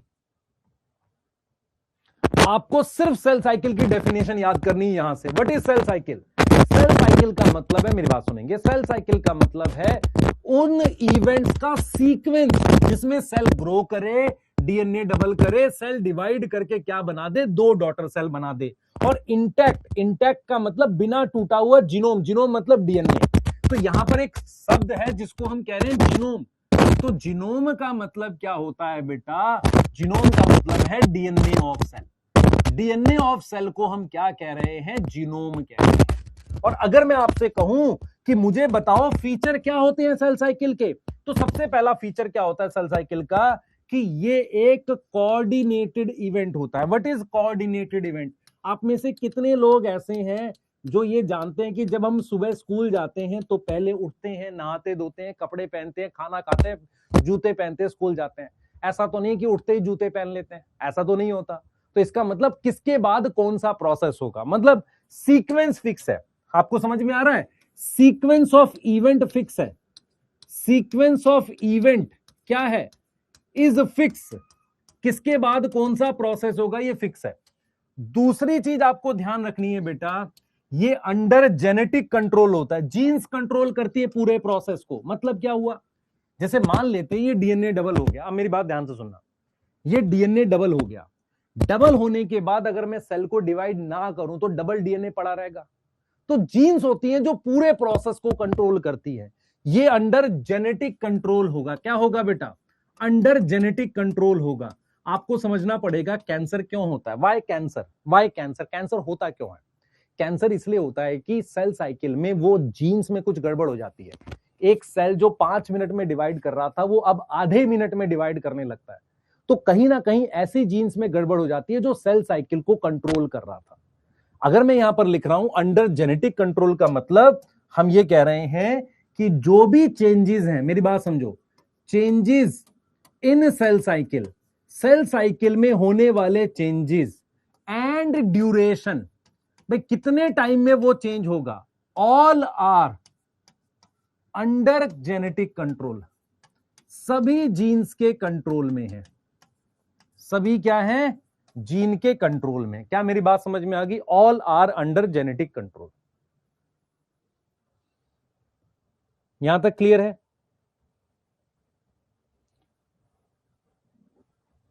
बेटा डबल डीएनए का cracking sound, which cracking sound कुछ की होती है कभी कभी। यूनिसेलुलर से मल्टीसेलुलर बनाने के लिए सेल डिवीजन चाहिए। कोऑर्डिनेटेड इवेंट का मतलब होता है सीक्वेंस फिक्स है, किसके बाद कौन सा होगा। अंडर जेनेटिक कंट्रोल का मतलब है कि जो भी बदलाव सेल साइकिल में हो रहे हैं, सर कौन से बदलाव होंगे वो भी पढ़ेंगे। या ड्यूरेशन, मान लेते हैं, मेरी बात समझो, एक सेल है जो 5 मिनट में डिवाइड कर रहा है। कैंसर का हो गया वो सेल, तो डिवाइड कर रहा है वो 2 मिनट में। इसका मतलब क्या हुआ? इसका मतलब ये हुआ कि जो ड्यूरेशन थी वो कम हो गई, है ना, है कि नहीं है? मेरी बात समझ पा रहे हो? तो कैंसर सेल क्या होता है? जो तेज मल्टीप्लाई करता है, उसको जरूरत नहीं पड़ती, कम खाने की जरूरत पड़ती है। दूसरा, उसमें एक प्रॉपर्टी लॉस हो जाती है जिसको कॉन्टेक्ट इनहिबिशन कहते हैं। तो हम ये समझते हैं कि जितने भी मतलब जो कैंसर होते हैं जनरली क्या होता है, उस सेल साइकिल में प्रॉब्लम आती है। कहीं ना कहीं वो जीन्स का जो कंट्रोल था वो खत्म हो जाता है सेल्स पे से। यस, अगर आपसे पूछा जाए कि कैंसर का मेन रीजन बताओ तो आप क्या बोलोगे? What is the main reason of cancer? Mutation. Mutation कहां हुई है? ऐसी जीन में म्यूटेशन होना जो क्या थी, जो कंट्रोल कर रही थी सेल साइकिल को। तो अगर आपसे पूछा जाए फीचर ऑफ सेल साइकिल के क्या फीचर होना चाहिए, तो सबसे पहला फीचर है कोऑर्डिनेटेड इवेंट्स है, मतलब जो भी इवेंट है किसके बाद कौन सा होगा ये फिक्स है। दूसरा क्या है कि बहुत सारी जीन्स होती हैं जो इस पूरे प्रोसेस को कंट्रोल करती हैं। यदि उन जीन्स में म्यूटेशन हो जाए तो क्या हो जाएगी? कैंसर हो जाएगी। क्लियर है सर? म्यूटेशन नहीं पता, एनी चेंज, डीएनए में बदलाव को हम क्या बोलते हैं? म्यूटेशन बोलते हैं। एनी चेंज इन डीएनए को हम क्या बोलते हैं? म्यूटेशन बोलते हैं।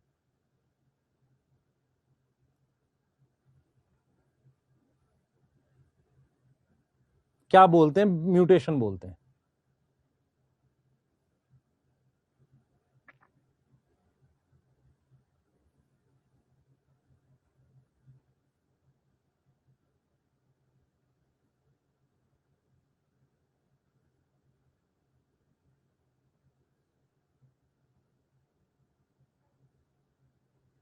क्लियर है? क्लियर है बेटा? कैंसर सेल जल्दी डिवाइड करती है, मरती नहीं है, मतलब कहीं ना कहीं किसमें म्यूटेशन हुई है? जीन्स में। कौन सी जीन्स में? जो सेल साइकिल कंट्रोल कर रही थी। दूसरी चीज एनसीईआरटी क्या बोलती है? एनसीईआरटी कहती है कि जो थोड़ा बहुत साइटोप्लाज्म बढ़ता है, देखो एनसीईआरटी कहती है कि जो साइटोप्लाज्मिक इंक्रीज है, साइटोप्लाज्मिक इंक्रीज है, वो लगातार सेल साइकिल में होता है, occur throughout in cell cycle, throughout in cell cycle में वो लगातार होता है। बट डीएनए रेप्लिकेशन एक सिंगल फेज में होता है। DNA replication occur in single phase. क्या मतलब हुआ इस बात का? पहले बात का मतलब समझो, पहले इस बात का मतलब समझो। देखो आपको समझना पड़ेगा कि यार थोड़ी बहुत ग्रोथ ना सेल में हमेशा चलती रहती है, क्योंकि थोड़ी बहुत प्रोटीन या कुछ हमेशा बनता रहता है, जिसे हम कहते हैं साइटोप्लाज्मिक इंक्रीज। साइटोप्लाज्मिक इंक्रीज का मतलब होता है थोड़ी बहुत ग्रोथ। पर डीएनए रेप्लिकेशन एक ऐसा प्रोसेस है, जब तक वो खत्म नहीं होता तब तक सेल डिवाइड करने की तरफ नहीं जाता। तो डीएनए रेप्लिकेशन हमेशा क्या होता है? एक फिक्स मतलब जगह पर होता है। मतलब क्या हुआ? जैसे मैं आपको ये समझाने की कोशिश कर रहा हूं कि जैसे डीएनए रेप्लिकेशन सेल साइकिल में कब होगा? जब एक्चुअल में सेल डिवीजन डिवाइड होना वाला होगा उससे पहले, है ना? कब होगा? Single phase before actual cell division. जब एक्चुअल सेल डिवीजन होगी उससे पहले होगा। तो बिफोर एक्चुअल सेल डिवीजन से पहले हमारे पास क्या होगा बेटा? डीएनए रेप्लिकेशन होगा। लेकिन आप समझो इस बात को, लेकिन हमारे पास क्या होता है? डीएनए रेप्लिकेशन वो लगातार, मतलब साइटोप्लाज्मिक इंक्रीज लगातार चलता रहता है थोड़ा बहुत। मतलब मैं ये कहना चाह रहा हूं, मेरी बात समझो। मैं आपसे एक सवाल पूछता हूं, क्या सेल के अंदर एंजाइम्स होते हैं? सर होते हैं। क्या एंजाइम्स हमेशा काम करते हैं? हाँ, थोड़ा बहुत तो एंजाइम हमेशा हर फेज में काम करता है। थोड़ा बहुत साइटोप्लाज्म हमेशा बढ़ता रहता है, किसी फेज में ज्यादा किसी में कम। प्रॉब्लम ये है कि डीएनए रेप्लिकेशन ऐसा नहीं हो सकता कि पूरे हमेशा ही चल रही है सेल में। डीएनए रेप्लिकेशन एक फिक्स टाइम पे होनी पड़ेगी। क्यों? क्योंकि जब डीएनए डबल हो जाएगा तभी तो उसे दो सेल में बांट पाओगे। तो एनसीईआरटी कहती है कि डीएनए रेप्लिकेशन एक फिक्स फेज में होता है, जो बेसिकली एक्चुअल सेल डिवीजन से पहले होता है। और थोड़ा बहुत what is cytoplasmic increase? Growth. थोड़ी बहुत ग्रोथ हमेशा होती रहती है। क्या यहां तक क्लियर है बेटा? म्यूटेशन होने के बाद बिल्कुल नहीं होगा। नोट्स यही लिखने हैं जो मैं क्लास में लिखवा रहा हूं। नहीं समझा? मेरी बात सुन, देख मैंने क्या बोला।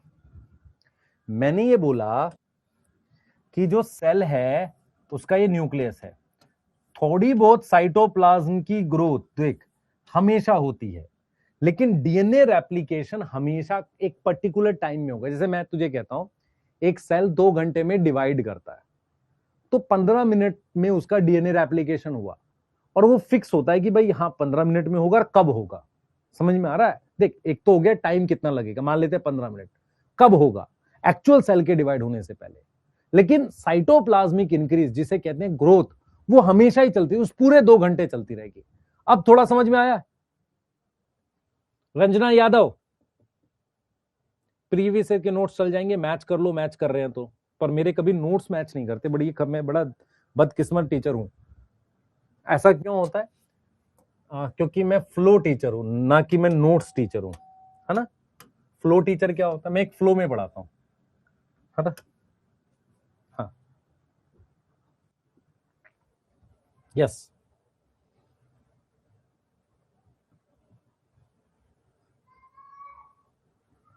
हाँ। इससे क्या फायदा होता है? आप उस फ्लो के साथ उस साल सही से पढ़ते हैं, अगर आपको लगता है मैच कर रहे हैं तो आप कर लेंगे, कोई दिक्कत नहीं। मैं इन लाइनों को चाह रहा हूं एक्सप्लेन करना, ध्यान सुनेंगे, पहले पढ़ लेते हैं फिर दोबारा लिखने का समय देंगे। देखो, cell division is a very important process, second paragraph है सेल साइकिल का, ध्यान से पढ़ेंगे।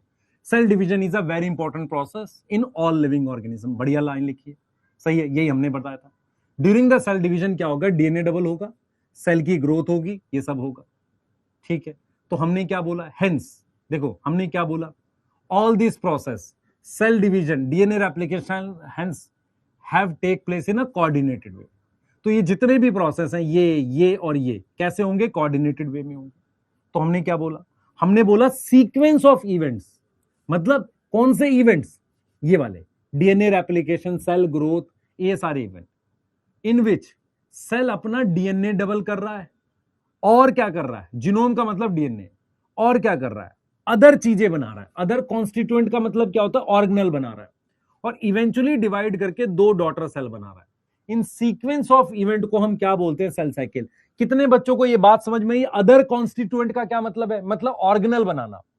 Although cell growth in terms of cytoplasmic increase, ये ला लिखिए, इज अ कॉन्टिन्यूअस प्रोसेस।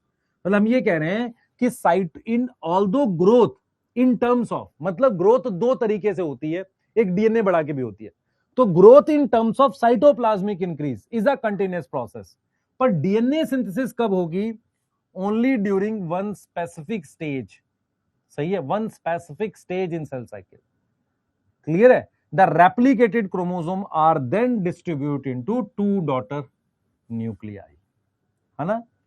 तो हम ये कह रहे हैं डीएनए रेप्लिकेशन एक स्पेसिफिक स्टेज में होगी, और साइटोप्लाज्मिक ग्रोथ लगातार होती रहती है। और दूसरा हम क्या कह रहे हैं? ये जेनेटिक कंट्रोल में, यस और नो? ठीक है। तो the replicated chromosome are then distributed to a daughter cell by complex series of events during cell division. ये वाला हो गया, नोट करिए जल्दी से।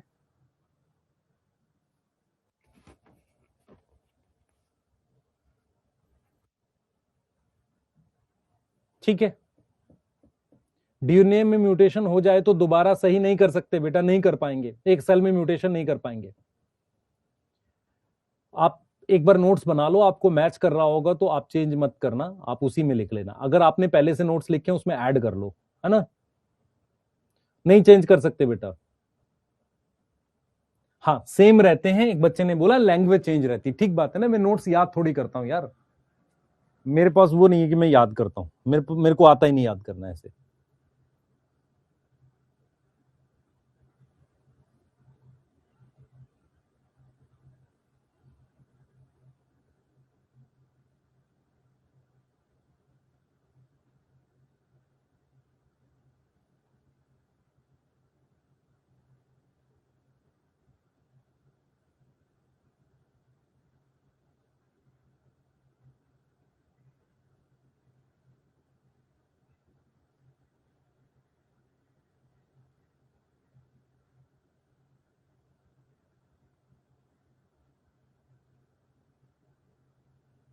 ठीक है, नोट कर लिया बेटा।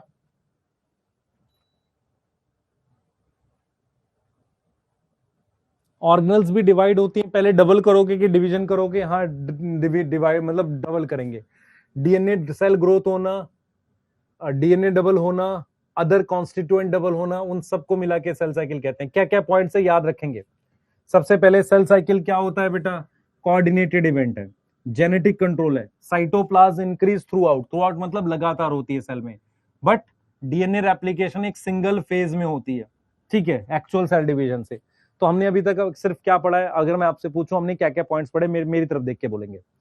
सबसे पहला पॉइंट हमने क्या पढ़ा है, हमने ये पढ़ा है कि सेल डिवाइड क्यों करता है, मतलब दो सेल क्यों बनते हैं, ये पढ़ा हमने। फिर हमने पढ़ा प्रोकैरियोट और यूकैरियोट दोनों में सेल डिवीजन होती है, पर माइटोसिस होती है यूकैरियोटिक सेल में।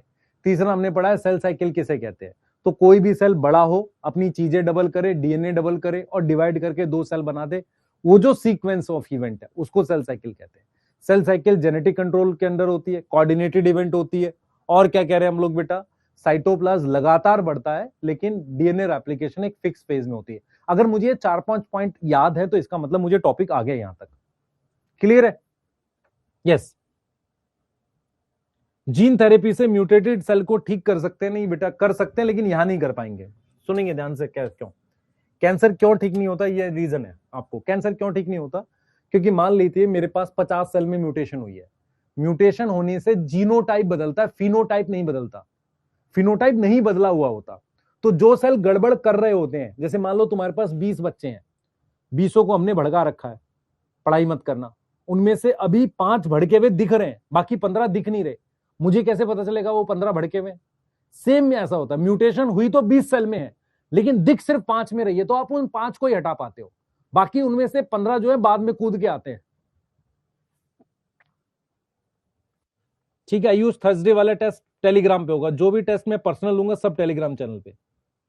जीरो स्टेज का कैंसर सही हो जाता है? हाँ हो जाता है, पर तुझे पता कैसे चलेगा जीरो स्टेज का? जैसे फॉर एग्जांपल मैं आपसे कहूं कि सर हमारा बैकलॉग जो है हम जीरो से रोक सकते हैं, पर तुझे जीरो पे कैसे पता चलेगा बैकलॉग हुआ है?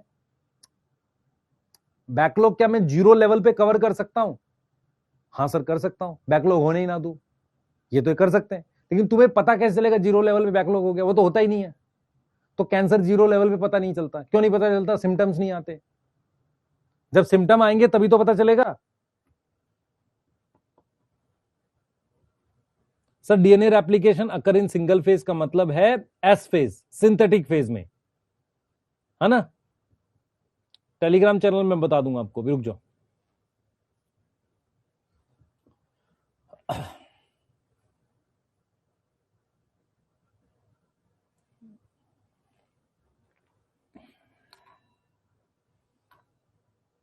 लिख लिया? जल्दी जल्दी, फास्ट फास्ट फास्ट।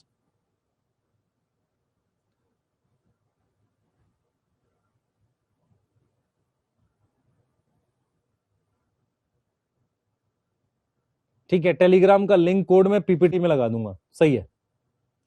उसमें एक मेरा होगा और एक और होगा, तो आप दोनों ज्वाइन कर लेना, मेरे वाले में भी ज्वाइन कर लेना, ताकि हम चीजें कर पाए। आ जाओ, अब मैं आपको क्या पढ़ाने जा रहा हूं, अगला टॉपिक है जिसको हम कहते हैं फेजेस ऑफ सेल साइकिल। देखो अभी तक हमने सिंपल सिंपल बातें पढ़ी हैं, सेल साइकिल की डेफिनेशन पढ़ी है, और हमने सेल साइकिल के 3 फीचर पढ़े हैं, कोऑर्डिनेटेड, जेनेटिक कंट्रोल और साइटोप्लाज्मिक इंक्रीज। इससे बाहर नहीं जाता है, डेफिनेशन पूछ देगा, ये चीजें पूछ देगा।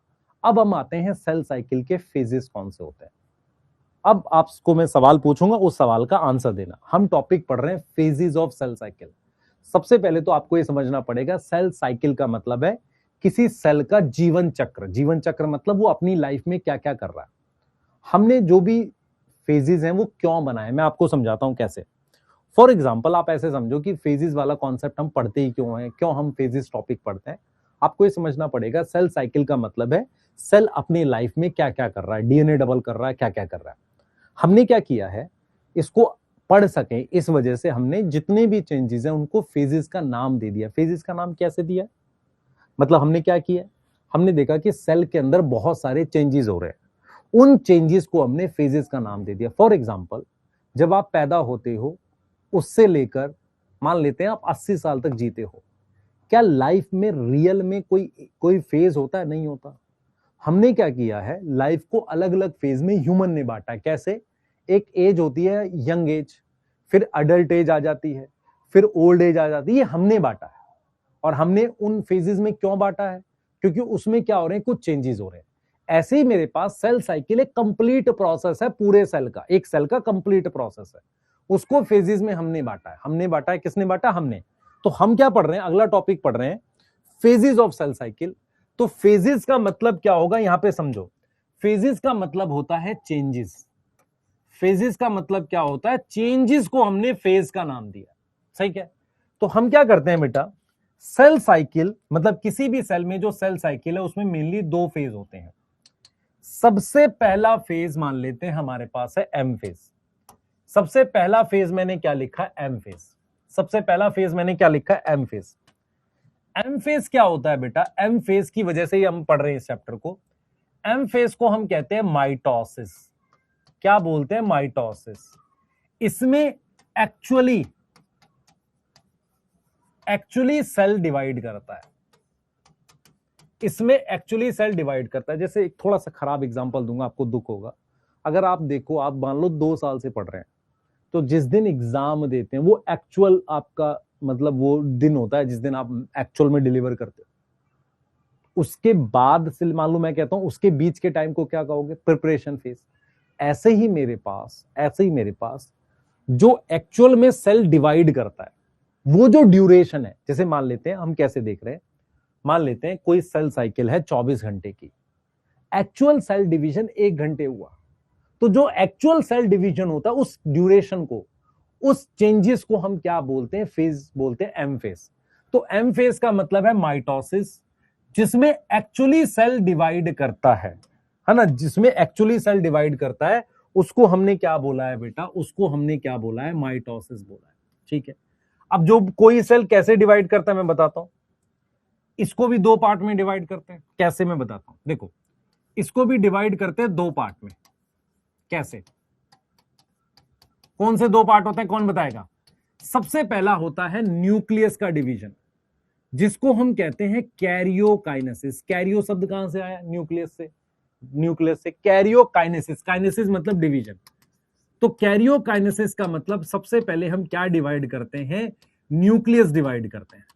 और दूसरा पार्ट होता है साइटोप्लाज्म का डिवीजन, जिसको हम कहते हैं साइटोकाइनेसिस। साइटोकाइनेसिस में हम क्या डिवाइड करते हैं, साइटोप्लाज्म को डिवाइड करते हैं।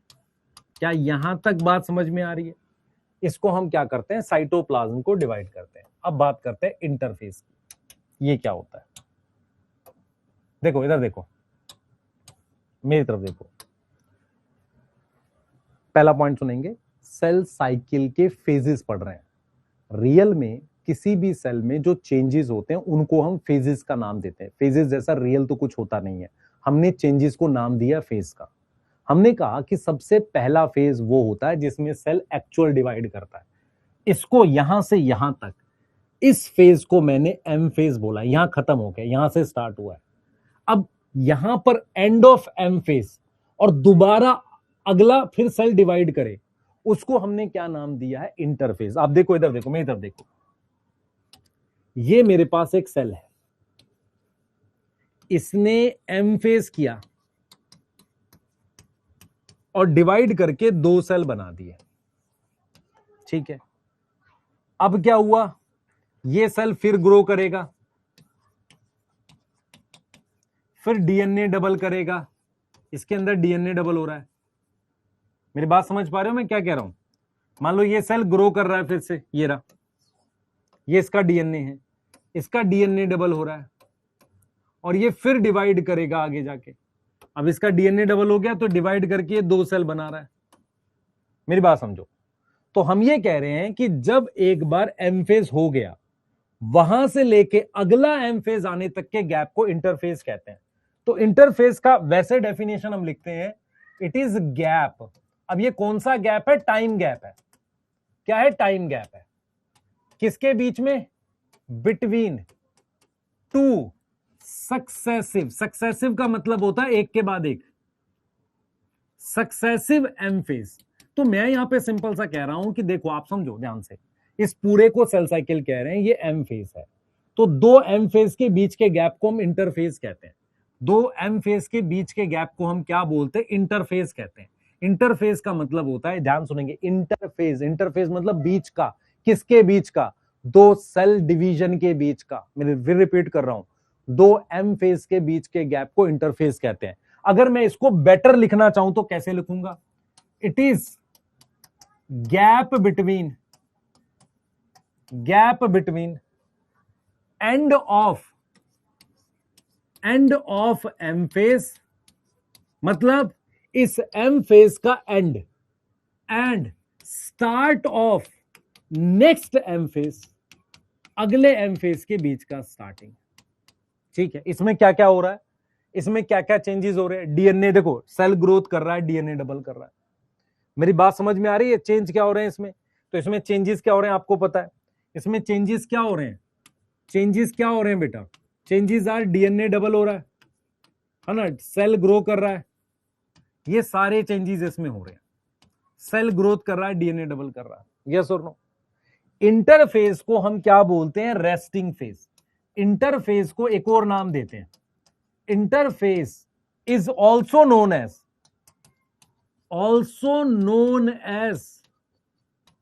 Resting phase. क्या यहां सेल रेस्ट कर रहा है? नहीं, सेल यहां क्या कर रहा है? सेल प्रिपेयर कर रहा है नेक्स्ट एम फेज के लिए, फॉर नेक्स्ट एम फेज। इसीलिए इसको क्या बोल रहे हैं? रेस्टिंग फेज बोलते हैं। कितने लोगों को समझ में आया पहले ये बताओ। मैं क्या पढ़ा रहा हूं पहले लॉजिकली समझो। लॉजिकली मैं आपको ये समझा रहा हूं कि देखो, आपको समझना पड़ेगा, सारे सेल डिवाइड भी नहीं करते। यदि कोई सेल लगातार डिवाइड कर रहा है तो उस सेल की लाइफ में दो फेज होते हैं मेन। एक होता है एम फेज जिसमें सेल एक्चुअल डिवाइड किया है, और दूसरा होता है गैप उसका।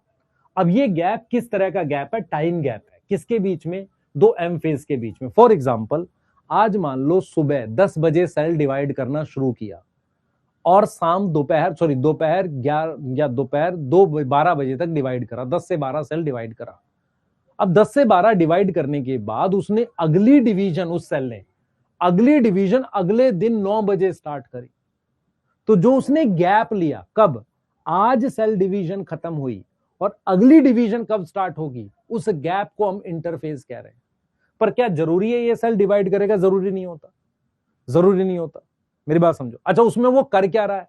उसमें वो डीएनए डबल कर रहा है, ग्रोथ कर रहा है, ये सारी चीजें करता है। ठीक है, हम क्या करते हैं, इस इंटरफेज को एक रेस्टिंग फेज का नाम देते हैं। रेस्टिंग फेज क्या होता है? रेस्टिंग क्यों बोलते हैं? इसमें सेल रेस्ट कर रहा है। रेस्ट करने का मतलब क्या है? सेल जो है इसमें, सेल इसमें डिवाइड नहीं कर रहा, क्योंकि हम किससे कंपेयर कर रहे हैं? मेरी बात समझ ध्यान से। मैं क्या कर रहा हूं बेटा, मैं इससे कंपेयर करके इसको छोटा बता रहा हूं। तो क्या ये सच में छोटा है? नहीं, ये तो मैं इससे कंपेयर कर रहा हूं ना।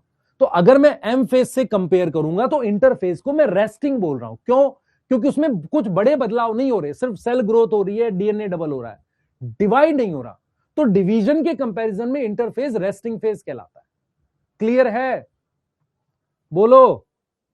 प्रोकैरियोटिक में सेल साइकिल नहीं होती। सेल साइकिल सिर्फ यूकैरियोट्स का फीचर है। प्रोकैरियोट में सेल साइकिल नहीं होती बेटा।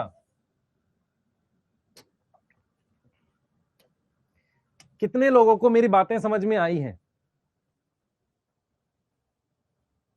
बेटा आपकी तरफ से लैग हो रहा। आशीष, मोहम्मद हसीब, ठीक है बेटा, कोई बात नहीं, मैं ऐसा बुरा नहीं मानता, डांटता हूं बस मैं। तो कभी मेरे से पर्सनली कभी फोन पे बात करेगा, मैं बहुत रफ बात नहीं करता बच्चे से, मैं डांटता हूं सर। यहां तक क्लियर है? यहां तक क्लियर है? जल्दी बता दो। यहां तक क्लियर है तो बताओ जल्दी से। तो हमने क्या किया है, सेल साइकिल को दो फेज में डिवाइड किया। एम फेज, एम का मतलब होता है माइटोसिस, जिसमें सेल खुद से डिवाइड करता है, मतलब प्रॉपर डिवाइड करता है। उसमें क्या होगा, पहले न्यूक्लियस डिवाइड करेगा और फिर साइटोप्लाज्म डिवाइड करेगा। न्यूक्लियस डिवाइड करने को कहते हैं कैरियोकाइनेसिस। इसको हम कब पढ़ेंगे? अलग से पढ़ेंगे, इसको स्टडी करेंगे सेपरेटली, है ना। इसको स्टडी करेंगे एज डिफरेंट टॉपिक, एक अलग टॉपिक की फॉर्म में इसको पढ़ेंगे, एक अलग टॉपिक की फॉर्म में इसको पढ़ेंगे। सर यहां बताओ क्या चल रहा है? यहां कह रहे हैं इंटरफेस। इंटरफेस क्या है? इस एम फेज का एंड ये रहा, और अगले एम फेज की स्टार्टिंग के गैप को इंटरफेस कह रहे हैं। ठीक है, यस और नो। चेंजेस क्या क्या हो रहे हैं? डीएनए डबल हो रहा है, सेल की ग्रोथ होती है। इसको हम रेस्टिंग फेज क्यों कहते हैं? किसके कंपेयर में रेस्टिंग? इसके कंपेयर में, इसके कंपेयर में रेस्टिंग है। क्या रेस्टिंग फेज में डीएनए डबल हो रहा है? हाँ हो रहा है। क्या रेस्टिंग फेज में सेल डिवाइड कर रहा? नहीं, सेल की ग्रोथ हो रही है, हो रही है। क्लियर है? यस। अच्छा ठीक है दीपक, एक लिख रहा है सर आप कोटा टीचर से भी अच्छा पढ़ाते हो। अब बेटा देख, मैं तेरे को जेन्युइन बता रहा हूँ, मैं ऑफलाइन में पहले भी अपने जिस भी कोचिंग के सेंटर्स पे रहता था, मैं मेन टीचर में था।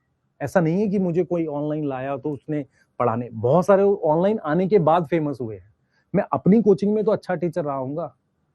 मैं तुझे डिफरेंस बता देता हूँ, जैसे टीचर्स के 4 बैच हैं, उन चारों बैचेस का जब एवरेज फीडबैक निकलता था तो मैक्सिमम 75-80% आता था, मतलब 80% बच्चों ने अच्छा बोला है।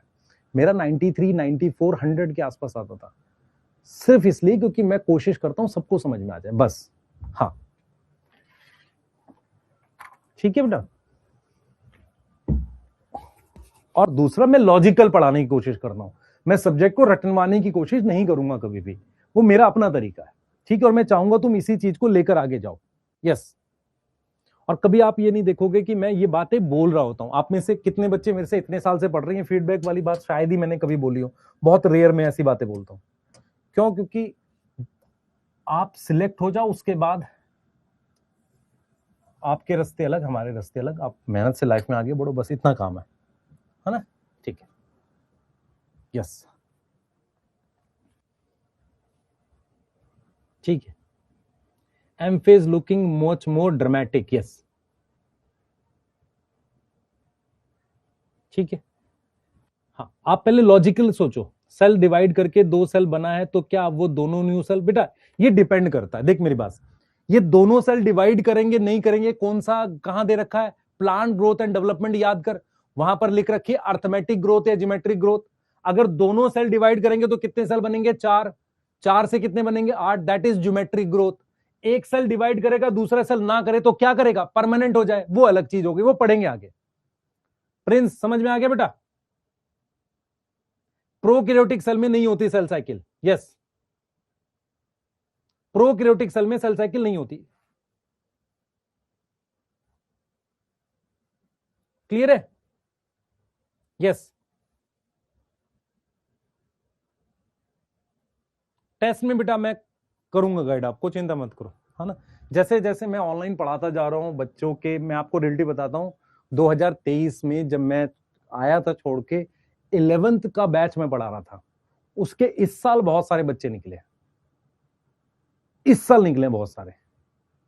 और तब से वो पढ़ी मेरे से रहा, कह रहे सर कहीं से पढ़े, हम आपसे ही पढ़े। इंस्टाग्राम में आज भी आता है कि सर मैं आपको पता ही नहीं आप कहाँ हो, मैं इतने साल बाद खोज पाया हूं आपको, सर मेरे इतने नंबर। अभी एक बच्चे का नंबर मेरे को मैसेज आया, मैं आपको दिखा दूंगा, उसके आए हैं 6, कितना था, उसने मैसेज किया अभी, मैंने फिर उसको नंबर दिया, नंबर में मैं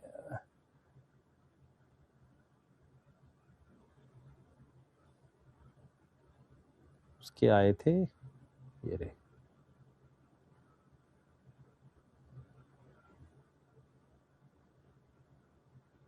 600 को,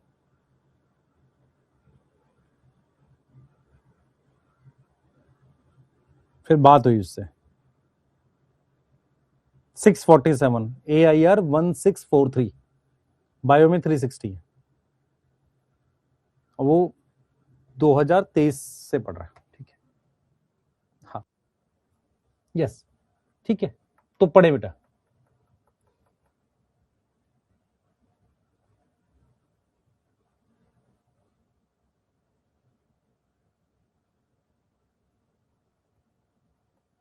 ठीक है बच्चे। यस ठीक है। RS यादव बेटा 1 साल के लिए एक्सेस होता है बेटा, मेरे हाथ में नहीं है ये चीज, है ना? जो मेरे हाथ में है वो कर रहे हैं। पढ़े आगे बेटा, पढ़े पढ़े पढ़े पढ़े। अब मुझे क्या पढ़ना है?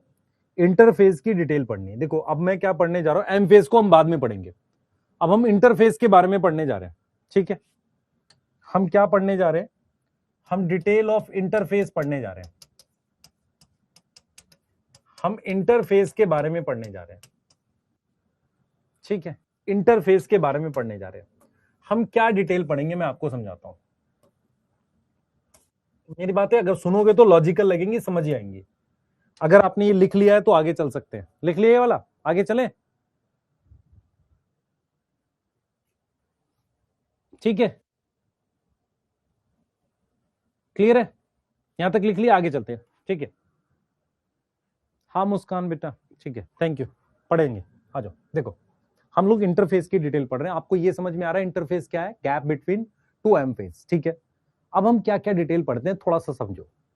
हम जब सेल साइकिल में बात कर रहे हैं तो हम दो तीन चीजों पे बात कर रहे हैं कि सेल जो है अपने अंदर चेंजेस क्या लाता है, उसको हम कहते हैं सेल साइकिल। तो सेल साइकिल है क्या? सेल का डीएनए डबल हो रहा है, सेल का मतलब कॉन्स्टिट्यूएंट डबल हो रहे हैं, डीएनए डबल होने के बाद सेल ग्रोथ भी कर रहा है और फाइनली डिवाइड कर रहा है। तो जब हम इंटरफेस की डिटेल पढ़ते हैं तो बेसिकली हम पढ़ते क्या है, समझो ध्यान से। हम यहां पर क्या पढ़ते हैं, तीन चीजें पढ़ेंगे। सबसे पहले हम तीन चीजों की स्टडी करेंगे। यहां पर हम क्या पढ़ेंगे बेटा, हम स्टडी करेंगे किसकी, स्टडी ऑफ फर्स्ट हम पढ़ेंगे duration of interface and phases of interface. मतलब हम इंटरफेस को भी डिवाइड करेंगे तीन फेज में, उनकी ड्यूरेशन पढ़ेंगे। ठीक है, दूसरा टॉपिक हम क्या पढ़ेंगे, सेकंड पढ़ेंगे चेंजेस, कौन से चेंजेस हो रहे हैं, जो भी हम फेजेस पढ़ेंगे कौन से चेंजेस हो रहे हैं।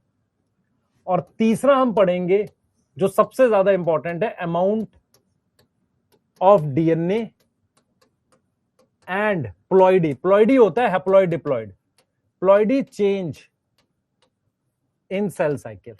सेल साइकिल में किस तरीके से प्लॉइडी और अमाउंट ऑफ डीएनए चेंज होता है। हमने क्या किया, समझो ध्यान से, हमने क्या किया, इंटरफेस को तीन फेज में डिवाइड कर दिया। इंटरफेस जो है उसको डिवाइड किया है तीन फेज में, उसको डिवाइड किया है किसमें, इनटू थ्री फेज में। किसमें डिवाइड किया है, थ्री फेज में। मैं एक बार फिर अपनी लाइन रिपीट करूं, मैंने क्या पढ़ा है आपको, मैंने ये बोला है फेज वेज कुछ नहीं होता। पहले सुनो ध्यान से, फेज वगैरह कुछ नहीं होता, फेज हमने बनाए हैं। तो हमने क्या किया, इंटरफेस को भी तीन फेज में डिवाइड कर दिया। कैसे किया ये देख, जैसे मैंने ये सेल बना दिया, अब इस सेल में मेरे पास क्या होता है, इस सेल में मेरे पास क्या होता है, ध्यान सुनेंगे, इन सेल में मेरे पास क्या होता है, जरा समझो ध्यान से। ये हमने बना दिया, this one is M, this one is M, this one is G1, this one is S, this is G2। अब मैं यहां पर क्या कर रहा हूं, मेरी बातें समझना, अगर आपको समझ आ पाए तो, मेरी बातें समझना, आपको अगर समझ आ जाए तो बहुत मजा आ जाएगा। देखो मैंने क्या किया, मैंने इसको लिखा है एम फेज। एम फेज मतलब जहां पर सेल डिवाइड करता है। इसको लिखा है एस। एस में एस का मतलब होता है सिंथेटिक। सिंथेटिक मतलब यहां पर डीएनए डबल होता है। हमने पहले भी पढ़ा है कि डीएनए एक पर्टिकुलर फेज में डबल होता है। तो यहां पर क्या होता है, डीएनए रेप्लिकेशन होता है। लॉजिकली सोचो, तो अगर आप ध्यान से देखोगे, ये G1 डीएनए रेप्लिकेशन से पहले और ये G2 इसके बाद में है। तो हमने क्या किया, इंटरफेस को तीन फेज में डिवाइड किया। सबसे पहले हम क्या लिखते हैं बेटा, ध्यान सुनेंगे, सबसे पहला फेज हम लिखते हैं G1। G1 phase, G1 phase का एक और नाम है पोस्ट माइटोटिक। पोस्ट माइटोटिक मतलब एम फेज में सेल डिवाइड होता है, तो क्या मैं इसको लिख सकता हूं माइटोसिस? हां सर, लिख सकते हैं। और हमने क्या किया, इंटरफेस को G1 S और G2 में डिवाइड कर दिया। एस फेज वो है जहां डीएनए डबल होता है। तो हमने क्या लिखा, हमने लिखा कि G1 क्या है, एम के बाद आया, तो हमने लिखा यहां पर पोस्ट माइटोटिक। क्या लिखा, पोस्ट माइटोटिक। और हमने किसके बीच में लिखा, इसको लिखा, G1 को हमने लिखा गैप 1, ये पहला गैप है। और किसके बीच का गैप है, गैप बिटवीन, किसके बीच का गैप है, एम और एस फेज का, M phase and S phase के बीच का गैप है। क्या मेरी बात समझ में आ रही है? हम लोग क्या पढ़ेंगे बेटा, हम इंटरफेज में ये चीजें पढ़ेंगे। क्या, कितना टाइम लगेगा इंटरफेज में, या इंटरफेस जिन फेज में डिवाइड होते हैं उनमें कितना टाइम लगेगा, पहला पॉइंट। दूसरा हम क्या पढ़ेंगे कि कौन से चेंजेस होते हैं फेजेस में। तीसरा हम पढ़ेंगे अमाउंट ऑफ डीएनए और प्लॉइडी कैसे चेंज होती है सेल साइकिल में। ये तीन चीजें हम पढ़ने वाले हैं, ये तीन चीजें हम लोग पढ़ने वाले हैं। क्या मेरी बात समझ में आ रही है? ये तीन चीजें हम पढ़ने वाले हैं।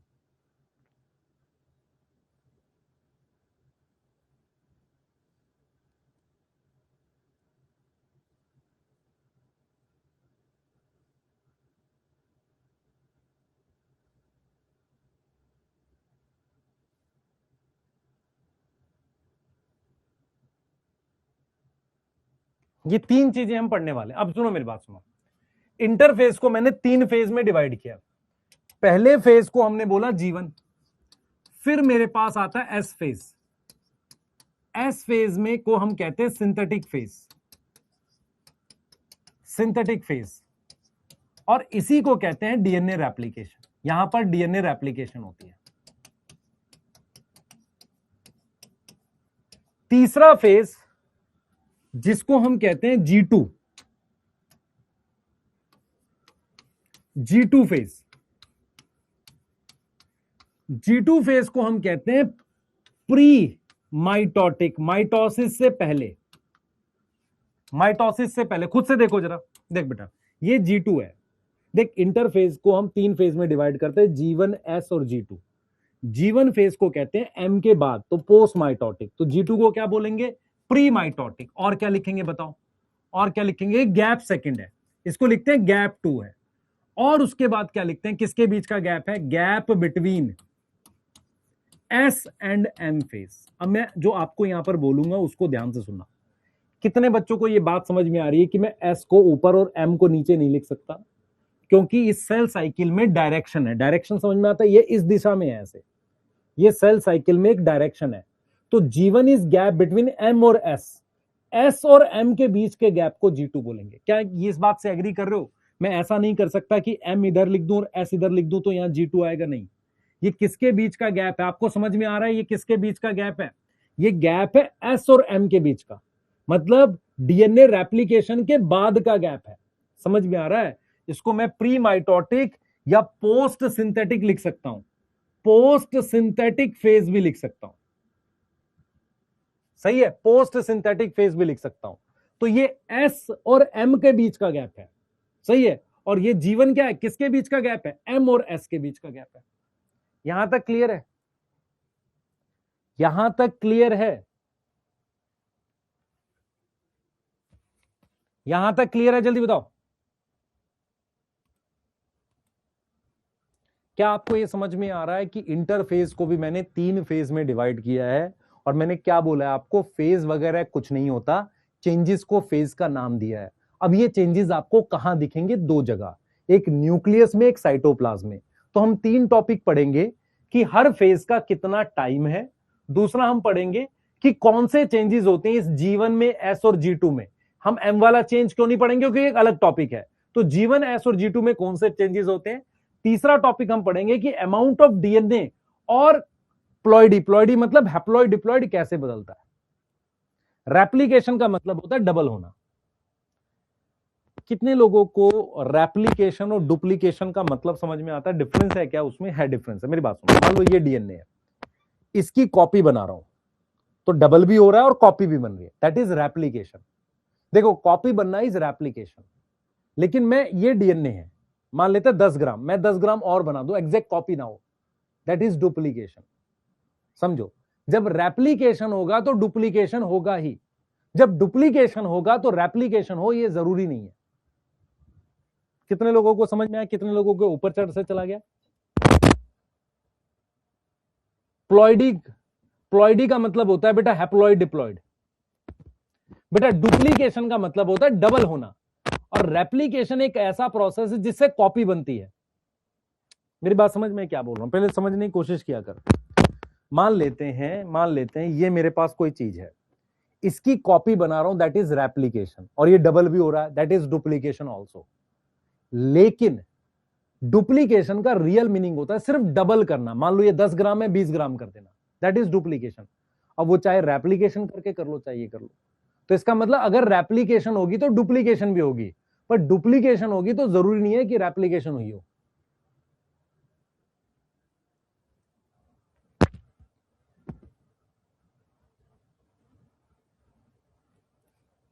ऊपर से क्या ना, आगे समझ में आएगा, पहले ही बता दो। यहां तक आपको फेजेस के नाम समझ में आ गए। दिस इज G1, G1 को क्या बोलेंगे? गैप 1, पोस्ट माइटोटिक, इसके बाद का है, और गैप है M फेज और S की फेज के बीच का। S फेज को सिंथेटिक फेज कहते हैं, डीएनए रेप्लिकेशन होती है। G2 फेज को क्या कहते हैं? प्री माइटोटिक या पोस्ट सिंथेटिक। इसको गैप 2 कहते हैं। गैप किसके बीच का? S और M। मैं क्यों M और S नहीं लिख सकता? क्योंकि सेल साइकिल में डायरेक्शन है। सेल साइकिल में डायरेक्शन है। मान लो क्वेश्चन आ जाए, देखो देखो ये क्वेश्चन कैसे गलत होगा, देखो G2 phase is gap between A, M and S, B, S and M, C, both A and B possible, ये है trick. D, none of the above। अब बताओ, अगर सेल साइकिल में डायरेक्शन नहीं होती तो मैं सी लगाता, एस और एम के बीच का गैप है। अब समझ में आ रहा है, बी आएगा।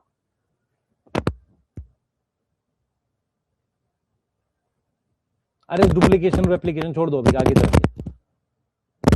आपको समझ में आ रहा है, ये क्वेश्चन गलत हो जाएगा नीट में बहुत सारे बच्चों का सिर्फ इस वजह से क्योंकि उनको ये अगर नहीं पता है कि सेल साइकिल में डायरेक्शन होती है, इसलिए हम इसको उल्टा नहीं कर सकते।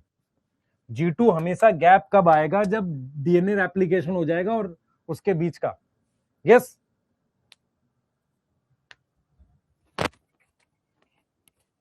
अब ठीक है।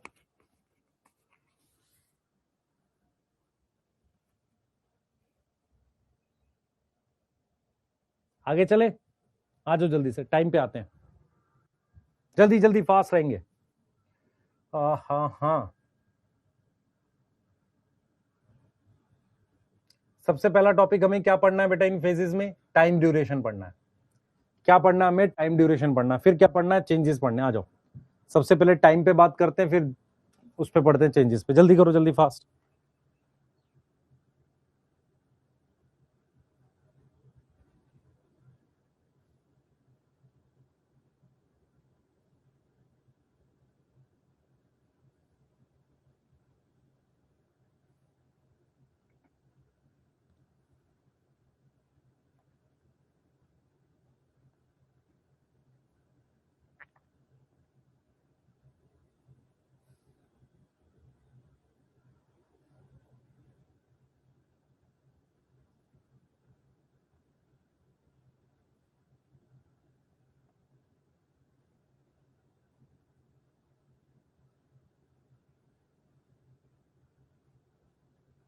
लिख लिया, आगे चले।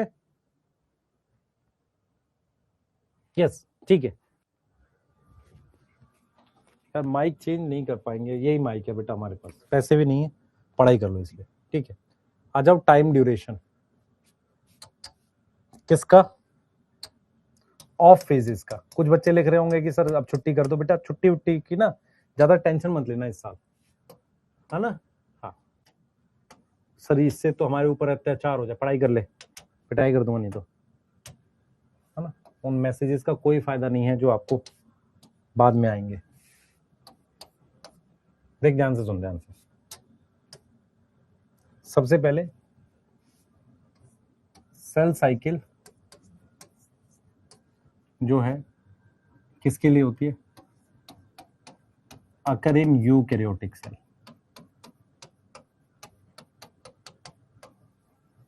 ठीक है, ध्यान सुनना। हमारे पास क्या है, जो सेल साइकिल है उसको हमने दो फेज में डिवाइड किया। सेल साइकिल को हमने किस पे डिवाइड किया, सेल साइकिल में जो इंटरफेज है, इंटरफेज जो है वो 95% टाइम लेता है, और जो एम फेज है वो 5% टाइम लेता है। एम फेज कितने परसेंट टाइम लेता है, 5% टाइम लेता है। इतनी बात समझ में आ रही है। सेल साइकिल में इंटरफेस कितना परसेंट टाइम लेता है, ये तो एनसीईआरटी ने दो सेल एग्जांपल में दिए हैं। सबसे पहले उन्होंने दिया है ईस्ट सेल, एक दिया ईस्ट का सेल। किसका सेल दिया है, ईस्ट का। बोर्ड पे ध्यान रखो।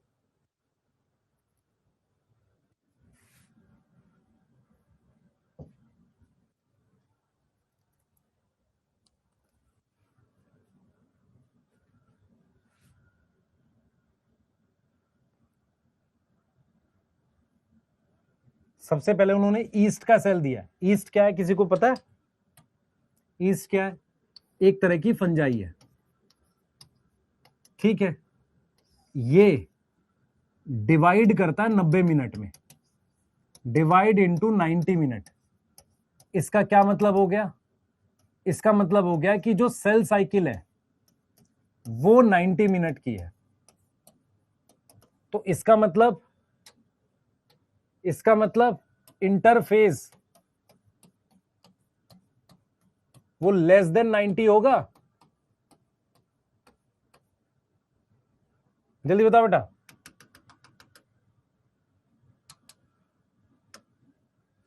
इंटरफेस क्या होगा? लेस देन 90 मिनट होगा। ठीक है, अप्रॉक्स 86 मिनट का होता है। और एम फेज कितना होगा? एम फेज कितना होगा? लगभग 4 मिनट का मान लेते हैं। ठीक है, अब आते हैं हम लोग ह्यूमन सेल। ये ह्यूमन सेल जो है, मेरी बात सुनेंगे ध्यान से, ह्यूमन सेल जो है ये कल्चर का है। कल्चर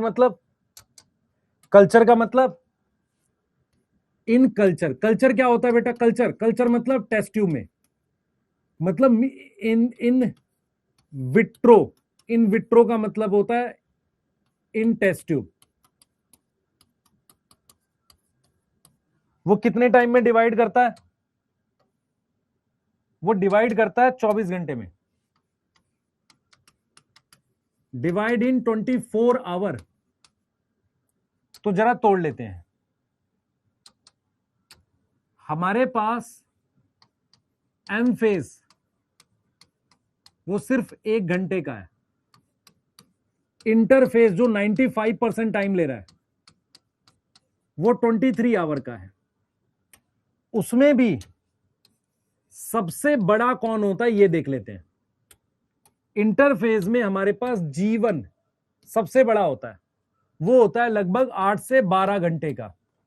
फिर आता है एस फेज, वो होता है लगभग 6 से 8 घंटे का। फिर आता है G2 और वो आता है 3 से 4 घंटे का। कितने लोगों को ये बात समझ में आ रही है कि अगर मैं टाइम के अकॉर्डिंग देखूं, तो मेरे पास सबसे बड़ा जीवन आएगा, फिर एस आएगा, फिर G2 आएगा, फिर एम आएगा। एम मेरे पास सबसे छोटा होता है, शॉर्टेस्ट होता है। सबसे ज्यादा टाइम किस में लगता है? जीवन फेज में। इतनी बातें समझ में आ रही है बेटा? टेस्ट ट्यूब का मतलब होगा, मेरी बात समझो ध्यान से, आप में से कितने लोगों को पता है कि नहीं पता? मैं आपको एक कहानी सुनाता हूं। एक लेडी थी जिसको मैं अक्सर बताता हूं, एक लेडी थी जिसका नाम था हेनेरिटा लैक, है ना। उसको एक तरह का कैंसर हुआ था, उसकी डेथ हो गई थी। उसके कैंसर के सेल आज भी मेंटेन किए हुए। मेंटेन मतलब उनको टेस्ट ट्यूब में ग्रो करते हैं, जब नंबर ज्यादा होता है कुछ सेल्स को फेंक देते हैं, फिर ग्रो करते रहते हैं। तो ये जो कहानी दे रखी है ये उन सेल्स की दे रखी है जो टेस्ट ट्यूब में ग्रो करते हैं। हमारी बॉडी के क्या सारे सेल्स सेम टाइम में डिवाइड करेंगे? क्या आपको बात समझ में आ रही है? इसका मतलब जो ड्यूरेशन है, ड्यूरेशन ऑफ सेल साइकिल वो डिफरेंट है। आपको पहली बात समझ में आ रही है? इन दोनों में अलग अलग है, ईस्ट में और ह्यूमन में डिफरेंट है for different species, not same for different species. अलग अलग स्पीशीज के लिए सेम नहीं हो सकता। Even not same for 2 cell of same organism.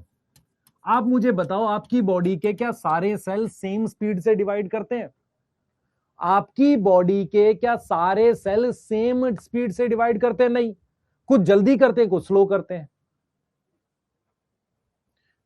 विकास पूछ रहा है कि उन कैंसर सेल को क्यों रखा गया? बेटा एक्चुअल में क्या है, कैंसर की एक रिसर्च है ना, बहुत लंबे समय से चल रही है, 70-80 साल हो गया उस पर।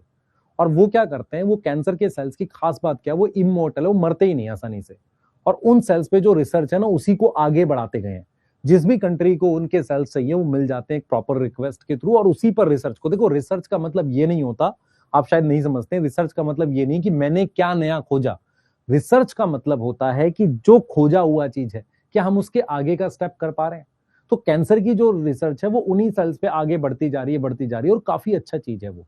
ठीक है, तो मैंने क्या लिखा है बेटा, मैंने लिखा है not same for duration of cell cycle, not same for different species, है ना। डिफरेंट स्पीशीज के जो सेल्स हैं उनमें सेम नहीं है। ठीक है, और क्या बात हम लोग कर सकते हैं,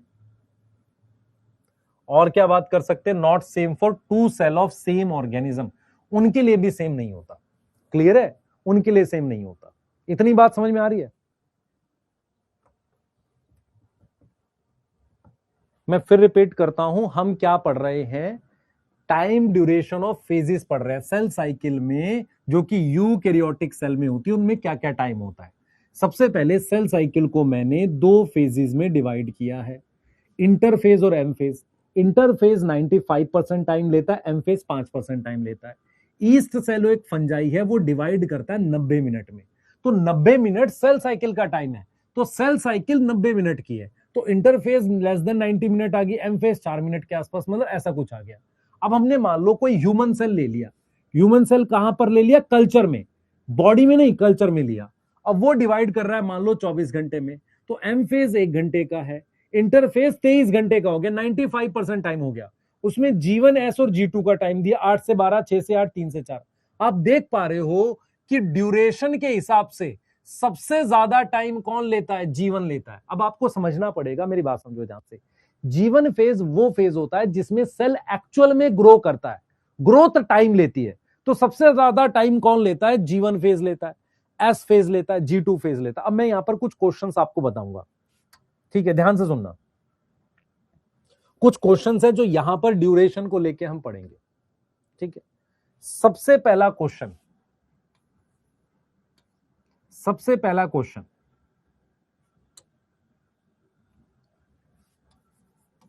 विच phase of cell cycle show maximum time, बताओ। A M phase, B G1, C interphase और डी G2। बताओ सबसे ज्यादा टाइम किस में लगेगा, सी में। बेटा मेरी बात सुन, मेरी बात, मैं ये जो मैंने बोला है कि मुझे बताओ क्या skin cell and WBC not divide in same time ना, सेम टाइम में कैसे डिवाइड कर सकता है। मान लो ऐसा थोड़ी होगा कि तुम्हारी बॉडी के सारे सेल्स का टाइम सेम होगा, इंटरफेज आएगा, क्योंकि इंटरफेज में G1 इंक्लूड है, इंटरफेज आएगा। लॉजिक बेटा, अब क्या है ना, आंख बंद करके G1 मत मार्क करो ना, इंटरफेस तीनों को मिलाकर बोलते हैं, तो G1 से बड़ा होगा ना इंटरफेस। मैंने ये जो लाइन लिखी है बी पॉइंट, इसका क्या मतलब है, सेम ऑर्गेनिज्म के दो सेल में, जैसे स्किन सेल हमारा या WBC, क्या उन दोनों का टाइम सेम होगा डिवाइड करने का, नहीं, अलग अलग होगा। क्या मेरी बात समझ में आ रही है, क्या मेरी बात समझ में आ रही है कि नहीं आ रही? नहीं बेटा, मैंने ये नहीं बोला कि ह्यूमन के सभी सेल 24 घंटे में डिवाइड करता है, कुछ सेल्स जल्दी करेंगे, कुछ सेल लेट करेंगे। ये तो क्या है, इसने एक टेस्ट ट्यूब के अंदर जो सेल डिवाइड करता है उसका एग्जांपल लिया, मैंने ये नहीं बोला। दूसरा एक क्वेश्चन कर लेते हैं, आप में से कितने लोगों ने वो पढ़ा है, क्या नाम है, आप में से कितने लोगों ने पढ़ा है zygote to morula, zygote to morula, ठीक है। which phase of cell cycle can be absent? A M, M का मतलब होता है डिवाइड होना, B G1 and G2, C G1 S and G2, D interface, या D ओनली G2। कितने लोगों को पता है जाइगोट से मोरूला क्या होता है, कितने लोगों को पता है? इधर मेरी तरफ देख बेटा, ये जाइगोट है,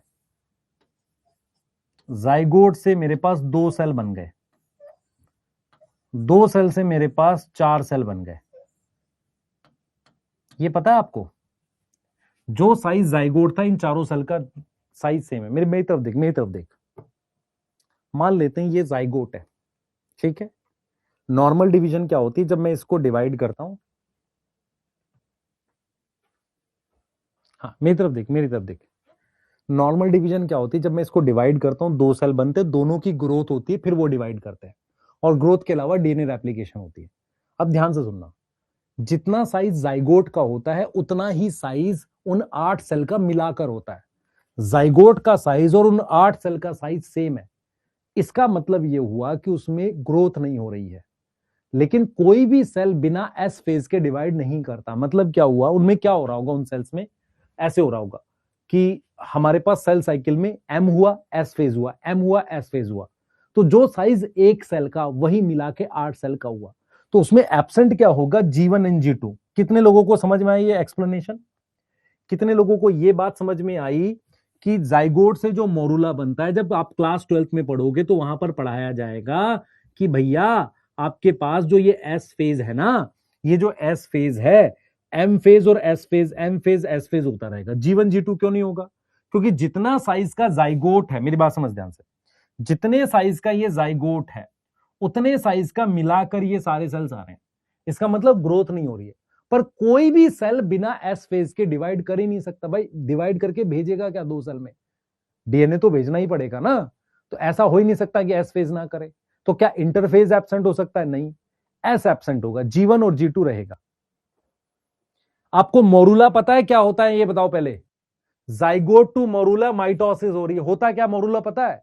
कि जो साइज जाइगोट का है वही साइज मोरूला का है। Yes yes. हाँ, सारे WBC लगभग सेम टाइम में डिवाइड कर सकते हैं, ये पॉसिबल है। यहां तक समझ में आई है? बेटा G1 सिर्फ एब्सेंट होगा ऐसा नहीं है, सेल जल्दी डिवाइड करना है ना। सर मिस्ता बेटा आपने लिखा sir duration of cell cycle explain करिए। पूरा एक्सप्लेन करना है बच्चे? फिर तो दोबारा देख बच्चे इसको, ये पूरा कैसे एक्सप्लेन करूंगा मैं? मैंने क्या पढ़ा है अभी समझ में आ रहा है? मैंने पढ़ा है कि सेल साइकिल में कितना टाइम लगता है। तो सेल साइकिल में कितने फेज हैं? एक एम और इंटरफेज। एम फेज कितने परसेंट टाइम लेता है? 5%। इंटरफेज कितने परसेंट टाइम लेता है? 95%। फिर हमने ईस्ट का बताया, ह्यूमन का बताया। ईस्ट 90 मिनट में डिवाइड करता है, ह्यूमन कितने में डिवाइड करता है? 24 घंटे में। फिर हमने क्या किया, एम फेज और इंटरफेज में ऐसे देखा, ठीक है, G1 S G2 ये देख लो ध्यान से। उसके बाद हमने क्या किया, हमने बताया ड्यूरेशन ऑफ सेल साइकिल, ठीक है, which phase of cell cycle show maximum time? M phase, ये रहा, ये देख लो। जाइगोट टू मोरूला ये वाला बताया आपको। कोई दिक्कत है? लास्ट क्वेश्चन रिपीट कर दो। देखो अगर आपको नहीं पता मेरे कहने से याद करो इस बात को। मान लेते हैं जाइगोट का ये साइज है, जाइगोट का, कुछ करेंगे सर वो बना रहे हैं ऐसे वाला, है ना, मिलेनियल का हार्ट, नहीं बेटा, ठीक है सुनो मेरे, ये जाइगोट का साइज है। इससे डिवाइड करके 8 सेल बने हैं, उनका साइज और इसका साइज सेम है। इसका मतलब ग्रोथ नहीं हो रही है। तो सेल इतनी तेजी से डिवाइड किया है कि उसमें G1 और G2 नहीं हुआ। G1 G2 नहीं होगा। एम और एस, एम और एस जल्दी जल्दी होता रहेगा। उससे क्या होगा, जो साइज जाइगोट का है वही साइज 8 सेल का मिला के है। आपको समझना पड़ेगा, कोई भी सेल जब एस फेज के बाद G2 कोई भी सेल डिवाइड करके दो सेल बनते हैं, वो डायरेक्ट डिवाइड नहीं करते, पहले ग्रोथ करते हैं। यस, अरे बोलो। एक कह रहा है सर ऑर्गेनल्स नहीं जरूरत है बेटा ऑर्गेनल्स डबल होने की। यस, ठीक है।